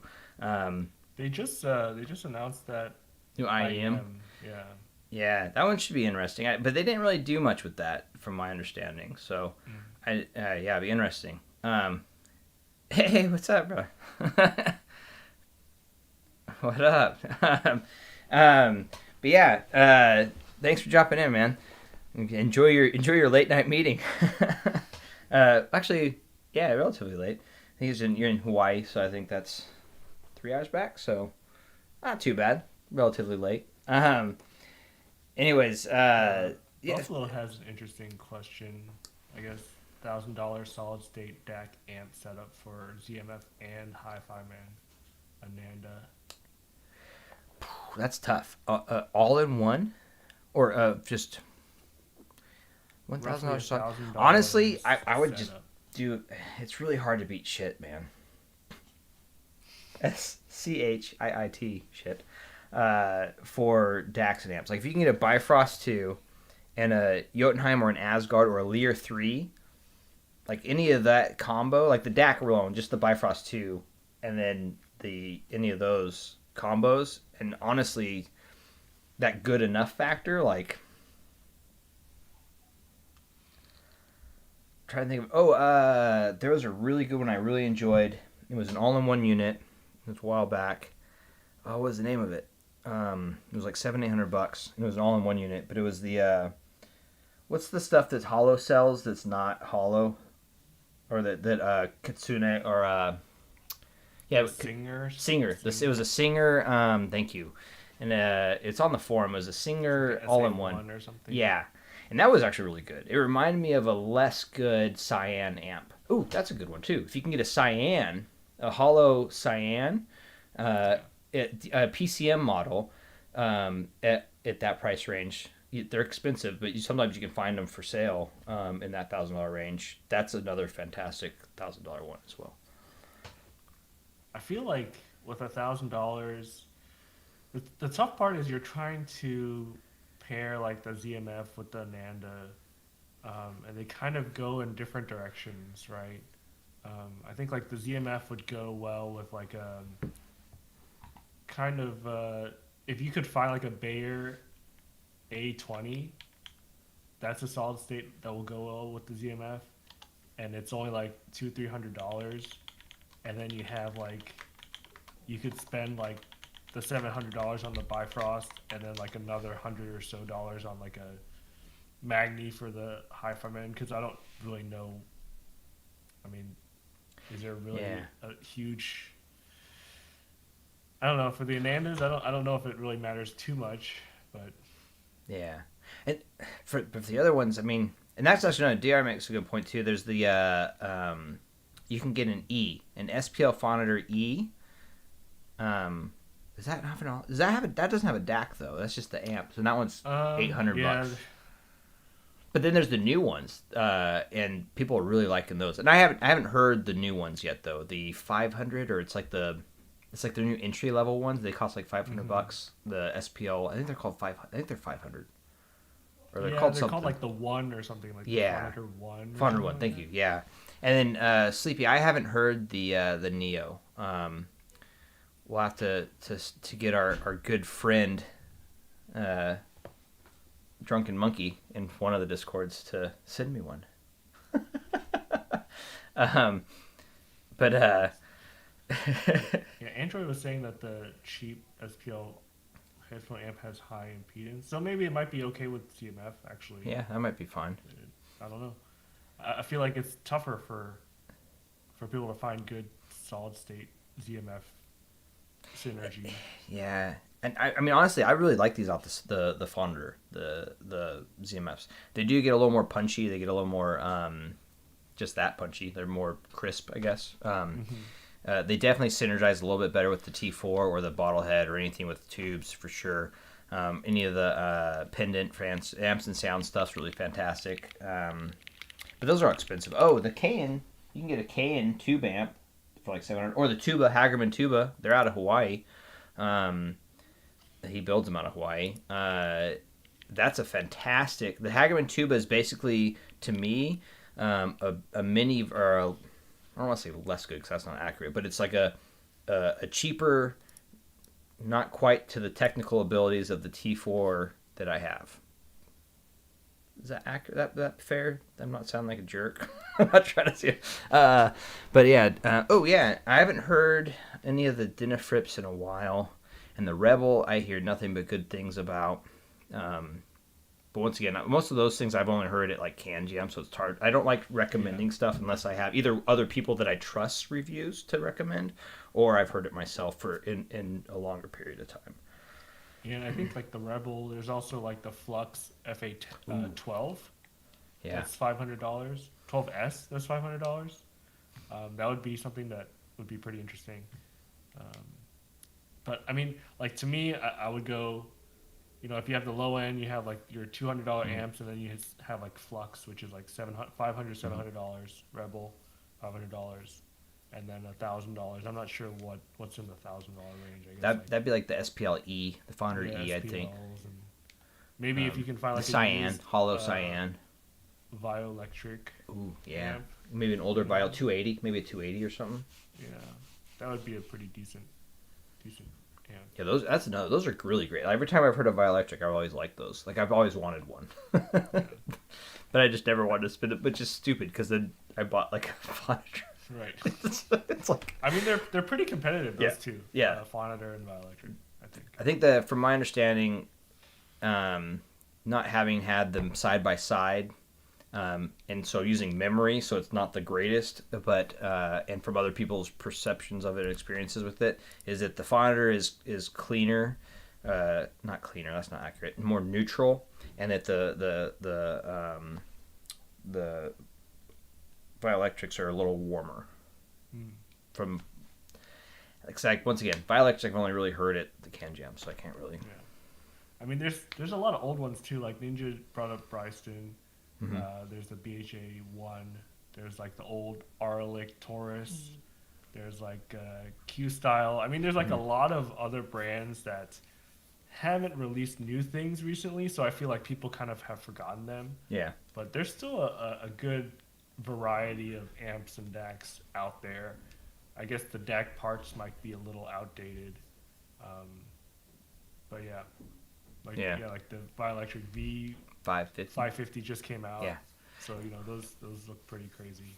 And that was the thing. So I was literally on like about to buy. I was gonna sell my Fonitor and buy one of the new Vioelectrics. That's what I was gonna do. And then I saw the announcement of like, oh, we got a new, like the newer version of what you want. And it's like, damn it! And then it just fell off, and I was like, yeah. Yeah. I mean, they're not cheap though. Like I think the 350 is they're 2,500. Mm-hmm. So. Well, Savage Gene. Yeah, so I think it's just definitely interesting. Like the realms, like that's the other thing. Like the wealth of like options in the headphone world, and that's what I was trying to say before. Is like there's so many different options and so many boutique to.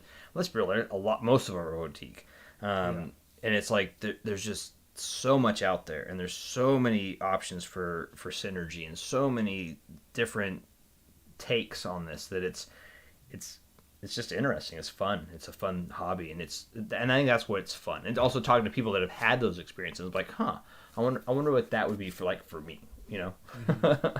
So yeah, because I feel like, I think you wanted to talk about the Valley, right? Oh yeah. Thank you. It's actually sitting in the corner over there.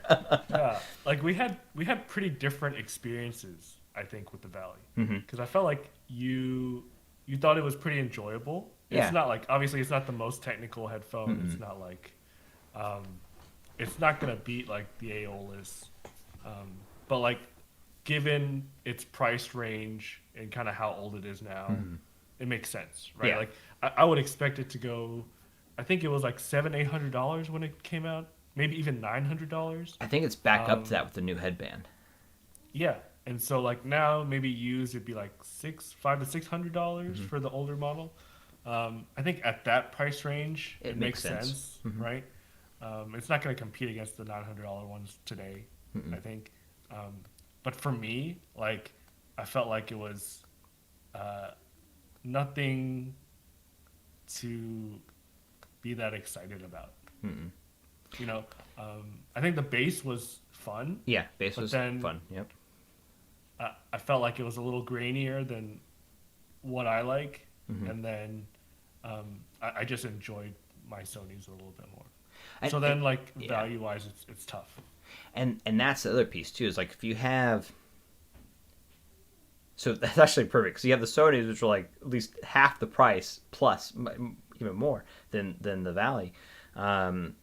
It's going to come down to what you like. But I agree though. Like I think that the hot spicy take that I'll say right now is that I'm not going to buy them. I mean, that's at the end of the day, I have no reason to buy them. So there's no, there's nothing in there that made me want to buy them. But I also have, once again, I also have headphones that exponentially beat them. So it's, to me, and that's what I'm trying to get to now in my collection of things. So speaking on the Valley and stuff like that, I kind of want to distill my collection of headphones down to the things that I actually want or enjoy listening to on a regular basis, or they have a niche use, right? Like they have a use case for me that I want to use, or they have a sentimental value. So those are the major things for me. The Aeolus, like Sleepy says, to me the Aeolus is crazy. Like it is. To me the Aeolus is like most people's in game. Like if, you know what I mean? It sits there. It sits right there with the clears, Focal clears, and I would say the LCD-X. I think would be the other, like the three probably average persons in game, like, and like, whoa, that's a lot of money I'm spending, and this is my in game. And so, and they all have different flavors, each three of those headphones, right? So I think one, obviously, the planar for the LCD-X, it's very neutral, but it also has that slam and that speed of the planars. You have the clears, which are the speed of the dynamics, but also have that really high detail and crispness to them. And they're a little bit warmer than so if I was to rate them, I'd say LCD-X is my least favorite, the clears is my next, and then the Aeolus is my favorite of those three. For me personally, but I know plenty of people that would rate those completely different way. Right. Yeah. But that's why I think that those three are, like, to me, that stage of in game. So I don't know. And so with the back to the Valley, to me, this hot take on that one is, for the price, I agree. Like, I think that they're probably pretty good, especially for those that can get them in Europe where they can't get an Aeolus. I felt that they had a similar sound to the Aeolus, enough to where you could get that taste.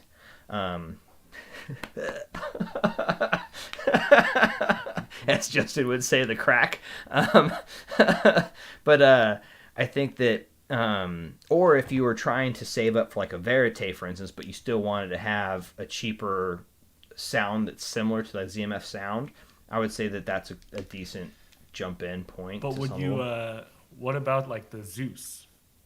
Oh, see, that's tough. Because I think the Zeus is built more comfortably. It's a little bit better. It's more comfortable for sure. I would say it's not. The Zeus has a pulled back soundstage, where the Valley has a more enclosed and more in your face sound. So, and it's a little warmer. I'd say that the Valley is warmer. So if you like more bass, then the Valley would be better. Zeus to me was like, it had a bigger stage. It had what would it be similar to? It was a nice sound. It was warmer as well, but it wasn't like the Valley warm, like. But that's a tough one, man. I would actually pick up the Zeus over the Valley, personally. Yeah. So that's tough. Like, I personally, I haven't had enough experience with those levels of headphones, I guess, like that particular level. That's why I felt like the Valley wasn't impressive to me, because of what I've been listening to. Mm-hmm. But I guess if I had more to compare, then it would make more sense to me. Yeah. I mean, the Valley. Once again, I wouldn't buy it. So it's like, at the end of the day, my probably the biggest takeaway from that would be, I personally wouldn't buy it. It does sound decent for sound, for the price point of probably the $500 range. I did look up the new ones. The new ones are sitting at about like 800 to 900 euros. So I think which is more. So that's probably like almost $1,000. Right. So tough. But yeah. What would be the most you would spend on headphones or amp? Well, DB.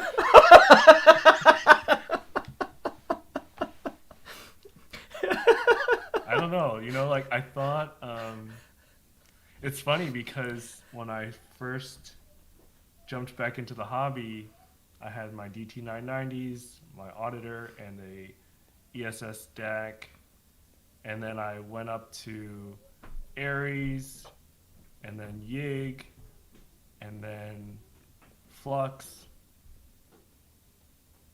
and then Euphoria, and it just keeps going, right? Like, I'm like, oh, I can trade this in, and I'd probably make it back, and I kind of liquidated some keyboards to try to build the audio hobby up, and now I'm at a point where like I'm kind of selling stuff to buy new stuff, and I'm still kind of in the hole when I buy the new stuff. So like over time, it's just kind of I don't want to look at the numbers. Yeah, I agree. I do not. Don't if I die, don't tell my wife, kind of thing. I mean, you have like a good amount of money just around you, Yeah. right? Like you're It- swimming in thousands, right? Yeah, it's scary. It's actually scary. And then I have in completely wrapped up in tape, boxed in my closet over here, my SR1A. So I mean, that's that. And that in of itself could be. I mean, it's not sus levels. It's utopia level pricings, roughly. Right? I think they go for like 3,700 roughly. 3,700 with the amp. Because I have the Jotunheim R. So yeah, it's about 3,700 I think for that little setup. So not horrible. Most people are like, I'm hoping to top off at 10. and then I also have on top of the Phonitor my TT2. Right. Yeah. So And then obviously you have to get the M scaler. and then I'm waiting on M You scale, have yeah, to. Right. which is literally the same price as the TT2. In fact, I think it's more expensive, which is crazy. But I mean, if you get a used one, Yeah, you can it's do it. not Not bad. too bad. Yeah. Well, I think that's pretty much it. Like it does end, right? I think actually, honestly, the 10,000 is probably. That's funny. At the 10,000 mark is when most people delineate from headphones into speakers. Yeah, and it goes into speakers. So then you start going into like $10,000 speakers. I mean, if you're at that point, anyways, to spending that kind of money, you might as well be. I mean, you probably have the money to be spending to that level as well. Yeah, it's different though. I don't know. Speakers are fun, but like you said, there's like a time and place for it. Like so funny. Like I didn't have anything to listen to last night. Or I mean, I had my Sony's, but I was trying to see. I was listening to my speakers, and I had the door closed, and I'm in this game room, right? You can obviously I have like a sofa back there and like some stuffed animals, and even then, like with the door closed, my wife was like, "Oh man, you were having a party last night," because like she's like, "It's so loud." I'm like, "Oh really?" Like the speakers are going this way, and the door is over there. So like it's not going straight into like a hole that goes out the doors, right? Yeah, So it's like bouncing back and then out. the And ambient she still thought noise. it was- Yeah. Yeah. Well, my wife does that. You can probably, I don't know if you guys anyway can hear, but like it's bath time, so my daughter and my wife are jibber jabbing. I think they're laughing and tickling each other now at this point. I'm not sure. Who knows?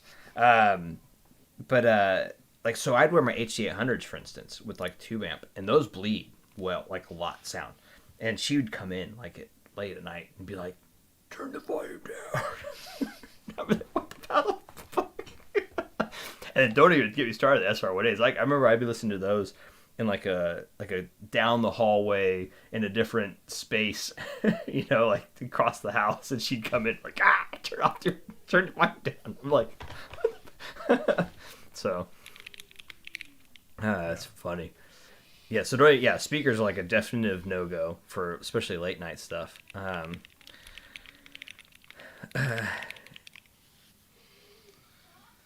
And that's the other thing too, like the Marius mentions, like, yeah, once you do find that, like I honestly like the VCs to me, like I could be, and the T4. So the right now my perfect chain for me right now, it's my most listened to, is the VCs, the ECP T4, and the TT2 as a DAC. I don't have it hooked up right now just because I was using it as a speaker DAC for a while, and I was using it for pictures and stuff. But yeah, that would be my most used chain, and that's expensive chain, but at the same time, like that's, that in game, like, I'm totally happy with that. Like I don't really need to go any further. So, Yeah, I think once you start reaching that 10K mark, then you're. I think It's kind of weird, right? Like it's such a thing. Like, but when you think about it, that is kind of like the end game of headphones. Is that price Yeah. point? Is kind of that price point. I don't think there's. Yeah, I don't think there's really any. You can get some I Woo haven't. stuff, like Woo tube amps that are pretty Yeah. pricey. The mono blocks Uh-huh. are like 15. Torque has I, those. I think the WA33, Hmm. if you go like their full model, it's like 16 or 17. Yeah. Um, but really, like even then, I feel like with that, like the WA33, some people have dropped down to like with this as far as they've dropped down to a cheaper Yeah. speaker amp Yeah. because And- they felt like the WA33 isn't as good. Yeah. So I feel like there is kind of like you might go over it, but that might not mean it's better. Yeah. I think like a good like in-game price point. This is weird that it just went to that in-game price point kind of topic, but like, is that 10? I think that's probably a pretty like a good average in-game price point, like proper Yeah. in-game. Like, or we're talking like, Well, I mean, if you get like a May and sus, you already passed over that. that's also But true. You can, but in I general, mean- like average. Oh, average. We'll say like average. yeah, I think you could get an extremely good setup for 10K. Yeah, like beyond And good. if you buy used and if you know where to buy stuff, then Yeah. I think you can hit that and be Grab the cord and the TT2 M scaler alone. right. Brand new would surpass that. So yeah. Yeah. Or if you don't, another thing too is if you know dealers, man, that's the other thing too. Always, this is gonna make people mad, man. Gotta know your dealers. Get to know your dealers, Gotta man. go to the corner, the right corner. Go to the right corners. Hey. Yeah, you never know, man. That's the other thing too. Like, get to know your dealers. See what they have sales. There's sales all the time. People, definitely get to know your dealers. Don't, if you really want something and you're patient, you can usually find things that you would be that good price points. Yeah. Anyways, Never trade in stuff to your dealers because you cannot get a good price for that. that's never a good Guess- idea. Guess how much I was offered for my Luxman? Oh, When probably like I was gonna when think probably $1,000. That's my guess because that's a used price. You can get those. You can sell those used for $300 to $3,500, right? I think roughly. Mm-hmm. So yeah, I'd say $1,000 because they're gonna want that profit margin. Right. Yeah. So like Echo, 1,000. TMR was like 1,700. I was like, man, no way am I doing that. Mm-mm. That's a crazy. It's a bad loss. idea. Yeah. Well, that's part of the reason I never sell anything either, man. Like because I hate selling stuff online. But so I have like a bunch of stuff that I need to sell, and I'm just like, I'm gonna No, I'm not. But like I think if you buy used, Mm-hmm. well, I think in general, even if you buy new, Mm-hmm. unless you're buying top of the line, you're gonna get like 70 to 80% of what you bought it for. Yeah. When you buy new, and if you sell it kind of recently, like if Yeah. you don't wait like 10 years to sell it, you're gonna get an okay amount back. Yes. Unless it's like a DAC that's like. Unless No. it's rare or it's a well sought after. Yeah. That's anything in any hobby, though. Yeah, and then if you buy used, you can probably get like 90% back, Mm-hmm. or even more, depending on what it is. Like there's times where I bought the HD 650 for like 220 and I sold it for 275, or like Yeah. like there's certain things that I can buy and sell and actually make some money off of. Mm-hmm. And there's plenty of people but- that do that too, man. That's which is crazy. Actually, there was a huge flipper problem on HeadFi for a while there, where people were going in and buying all and then literally like a week later, the same person was selling the same thing for like hundreds of dollars more, and which is not the HeadFi does not allow you to do, or Right. is it yeah Headphone doesn't let you do that. yeah, you can't. And so it's just like, so it was funny watching that. I think that was also just a lot of people coming into trying to find,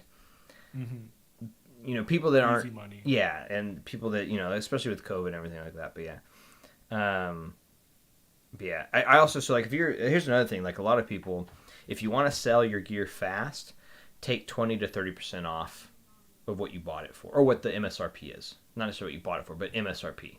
So 20 to 30% off what MSRP is, and that's usually a and I'm using average. I'm not being like, don't take this as gospel, but like that's usually a good average if you want to sell fast. Like you were saying, but usually if you buy and sell used, usually you're looking at 90% or more margins because you depending on how you bought and sold. Mm-hmm. It's like stonks. Yeah, so I mean, you're gonna buy Nautilus soon, right? Because of your GME stocks. Oh Jesus! I sold, and I actually dumped them into. I did buy some meme of the GME. I broke even, so I was not even. But I literally I was looking at it and I was researching some more, and I was like, yeah, this isn't gonna go well. So I dumped at the right moment, and I broke even, and then I just dumped it back into Microsoft, and I braced up my Microsoft and Disney stocks. So. Mm-hmm. Yeah. But yeah, it was. If only I would have jumped in at 50. No. I mean, it's interesting because like we even see that in audio sometimes, like the memes. Oh Or yeah. some people might not believe they're memes, right? Like when 789 was really popular. Yes. And people were paying more than what Drop would sell them Which for. because I remember because I had a 789 when that was happening, by the way, and people were like, "Oh, I'll buy it for twice the amount," and I was like, "God, that would be." And it's the only pure reason I never did it was one because I was like, I wasn't really that into that, and then two, I just don't like selling things online. So like it was like it's really bad. Like I really have a hard time selling stuff online because I just don't like dealing with it. But yeah, people were offering like they saw it in some of my pictures way back, and they were like, "Oh, we'll give you $1,000 for it," or like or I've even had people offer for my Verite closed. I've had people offer like crazy stupid money for it, and you're like, yeah. And it's kind of dumb that I didn't take it, but at the same time, like these are mine. Like, get your own. So, Yeah. but. Anyways, man, I don't want to keep you up too late for your family. I'm gonna 2 hours in. I didn't realize how fast this went. By the way, so I was looking at the clock and I was like, "Wait, what time is it?" But yeah, man, I think that was this was a good talk. Hopefully, everyone had a good chat. I don't want to cut it off too short. Is there anything you want to add? I don't know. Was there any spicy questions that I didn't answer? Is there any spicy Ben questions? Spicy Tyler questions? I'm not too spicy. I'm usually more meme than spicy. I think I'm funny. I think that's the problem with me, as I think I'm funny. I think that's probably the problem with most people that think they're funny. I think people are laughing at me because I don't have anything to power my accessoires right now. That was ill-timed. Yeah, but how am I supposed to afford it if I can't sell my That's stuff? true. It's true story. Right. Especially if you're using it as like the funds to fund itself type of Right. thing. Well, I'll unplug this Sony. Maybe I'll send it down to you this weekend or something. It'll be interesting. I feel like I have a feeling it might not. I don't think it's going to be up good to for the the challenge. not for the sus for sure. I don't think it's pretty. I mean, they're pretty notorious for being low power amps. So Yeah. Does it have like a audio in? let me. Can I use it just as an amp? I believe you can. I believe so. I'm gonna unplug it. Maybe I can try using the Yig. There you go. The Yigi What's it look like? engineer Yeah, line inputs. in, yeah. Mhm. Yeah. So I might try that and just use it as an amp for my Sonys. I mean, the thing that's really awesome about it, don't focus on the eyes. Go on camera. There you go. Is that the fact that you have every single input under the sun almost is why this thing's so great to me. It's just easy. Right. And that's really the biggest thing for this for me is it's just that, and it has high It low looks gain. pretty good too. And it is a really nice looking amp. I mean, it's not huge. It has a high res sticker on there. I don't know if you can tell. It's right there. Nice. Gold You standard. need to buy more. Gold. Like, spell out Sony. Spell out Sony Yes. with the high res stickers. Done. I think Android I think he has does. some you can buy from. I'll have to go to it was maybe that's what I'll do. I'll have to make a high res Sony sticker. Yeah, Sony's pretty big. It's not huge. It's actually pretty decently sized. I'll hold up again real quick, but I mean, it weighs a decent amount. It's not. I mean, if I got that deal, I might have not gone to Sbarro. Dude, You this know, was a stupid deal. I I you can't, guys, yeah, I you can't guys, find anything like even close. yeah, it was a stupid good deal. And so yeah, and I've always wanted to hear one, and then yeah, that deal was too good to not jump on that, and I was. Now you just need to get the Z1R. Yeah, I need to find a stupid good deal on a Z1R. I did try to get that one guy, but he didn't. He didn't. From Bite. COVID. Yeah. Oh, really? He was selling some stuff for really good prices before. Maybe he's done Maybe. giving out favors. Sound on the Sony amp is okay. It's pretty good. It's I should do a comparison of it compared to the other stuff, but it's I wouldn't say it's as clean or neutral as like the Phonitor, for instance, but it wasn't as warm as say like a Jotunheim 1. I don't know. I haven't heard the Jotunheim 2, so but yeah. Am I getting that Monster Tube amp? Are you talking about the Nautilus? Probably not. I might get it in for demo maybe, but that thing's stupid big, man. Like Marcello showed me the crate the thing came in, and my wife would probably be like, I mean, if you consolidate, let's see, if you sold everything. if I sold, I mean, I could easily, yes, I could get it. My wife would not let me get it. You might need to put it off to the corner and then have like super long cables just hooking up to every single thing you can. It's like hidden in the network closet. With a lot of fans. A lot of fans. Just I don't know. Like so, you saw it like where I tried to sneak in that sub, our movie theater sub Yeah. into the my Kev setup. She literally walked in and she was like, she had that look of like something's not right. And then she was like, "What the fuck?" Is that? What about the new Kef sub? That might The work. small one. That might, or maybe like a little small rail or something, or like Yeah. that might work. I might be able And to if pull it's that off. white, If it's white, yeah. it'll match. Yeah, Look 'cause nice. I thought I hit that really well too, man. Like it fit right underneath the little plant holder, and like it was like You didn't put the plant in front. I didn't put a plant in front. But if I did, she would have seen that. She would have noticed it sooner because it was hidden enough to where she was kind of like initially. It took her about 5 seconds, maybe 2, but she literally walked in and was like, Could you have put like a throw over it? "Ooh, maybe if I had like a black rug or something, that might have been." Yeah. Because the thing I replaced was black. It was like my daughter's. It's like a black bin of like toys. So maybe if I painted it black. But yeah.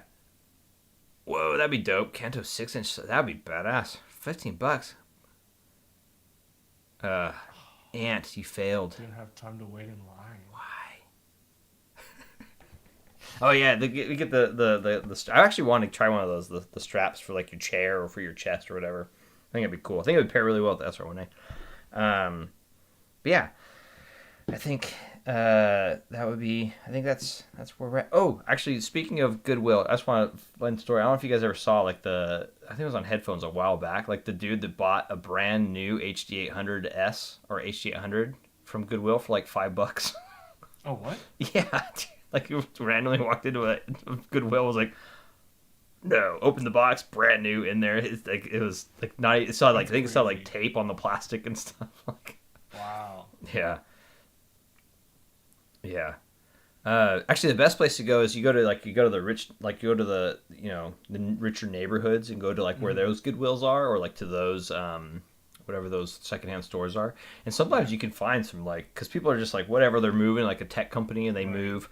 And they just don't have time, so they just dump it to a Goodwill, and they'll dump stuff that's like stupid expensive, and then Goodwill doesn't know because no one knows the hobby, right? So they just, oh, these are headphones, $5, $10, Wow. oh, looks nice, so $20. So you're like, Yeah. so Man, need to go Goodwill shopping. yeah, right. I did try to go look for amps and stuff before. Never found anything fun. Usually the stuff I find is all crap, where it's like so dirty and nasty that you just don't want to spend Yeah. the time to like actually clean it up and make it worthwhile. Uh, I go to Goodwill in Beverly Hills. See? Yes. Yes. Yes, rat. Exactly. That. Yeah. Yeah. All right. Well, anyways, on that fun tip of the day, I'm gonna go put the daughter to bed, and I'll let you get some sleep, my man, and we'll chat in the discords and go from there. Yeah. Thanks for having me. It's a lot of fun. Oh yeah, man. You have to do it again. Hopefully, yeah, we'll do some more spicy stuff. Hopefully, I'll have more time with the Siswara so I can actually talk about how it sounds. Very, very cool. And then we'll have to get once you get the. I know we want to try to get you the Impy. I'm gonna set that up. I'll get that going live for the Impy tour on the forum. So So I can talk about how bad it sounds. yeah, Deal. deal. And the heads are gonna be on going live too. Oh, Probably. really? Yeah. So I have the headphones and the Impy will be two different ones. I'll try to get those kind of up and going back to back, and we'll get those going. Yeah. This week got busy, so. I'm just afraid my head's gonna turn into like Tyler's. Have you seen that? That Yeah, that it's like meme with the Tyler one. it's like Not you, Tyler. But not the me, other but Tyler. the what he plays StarCraft or he plays League of plays Legends. LOL, I think. League of He Legends, gets yeah. really angry. I think that's very his That's a shtick, main, right? main thing. Yeah. He's all Yeah. throws breaks shit. Yeah, I know you're wrong. All right. Anyways, cheers everybody. Have a great evening. Enjoy your weekends. And we'll chat later. And we'll have Drift and probably Vox on again sometime soon. Hopefully, maybe get some other folks in, and yeah, make it fun. All right. Cheers everybody. And second button. All right. We're good. Cool.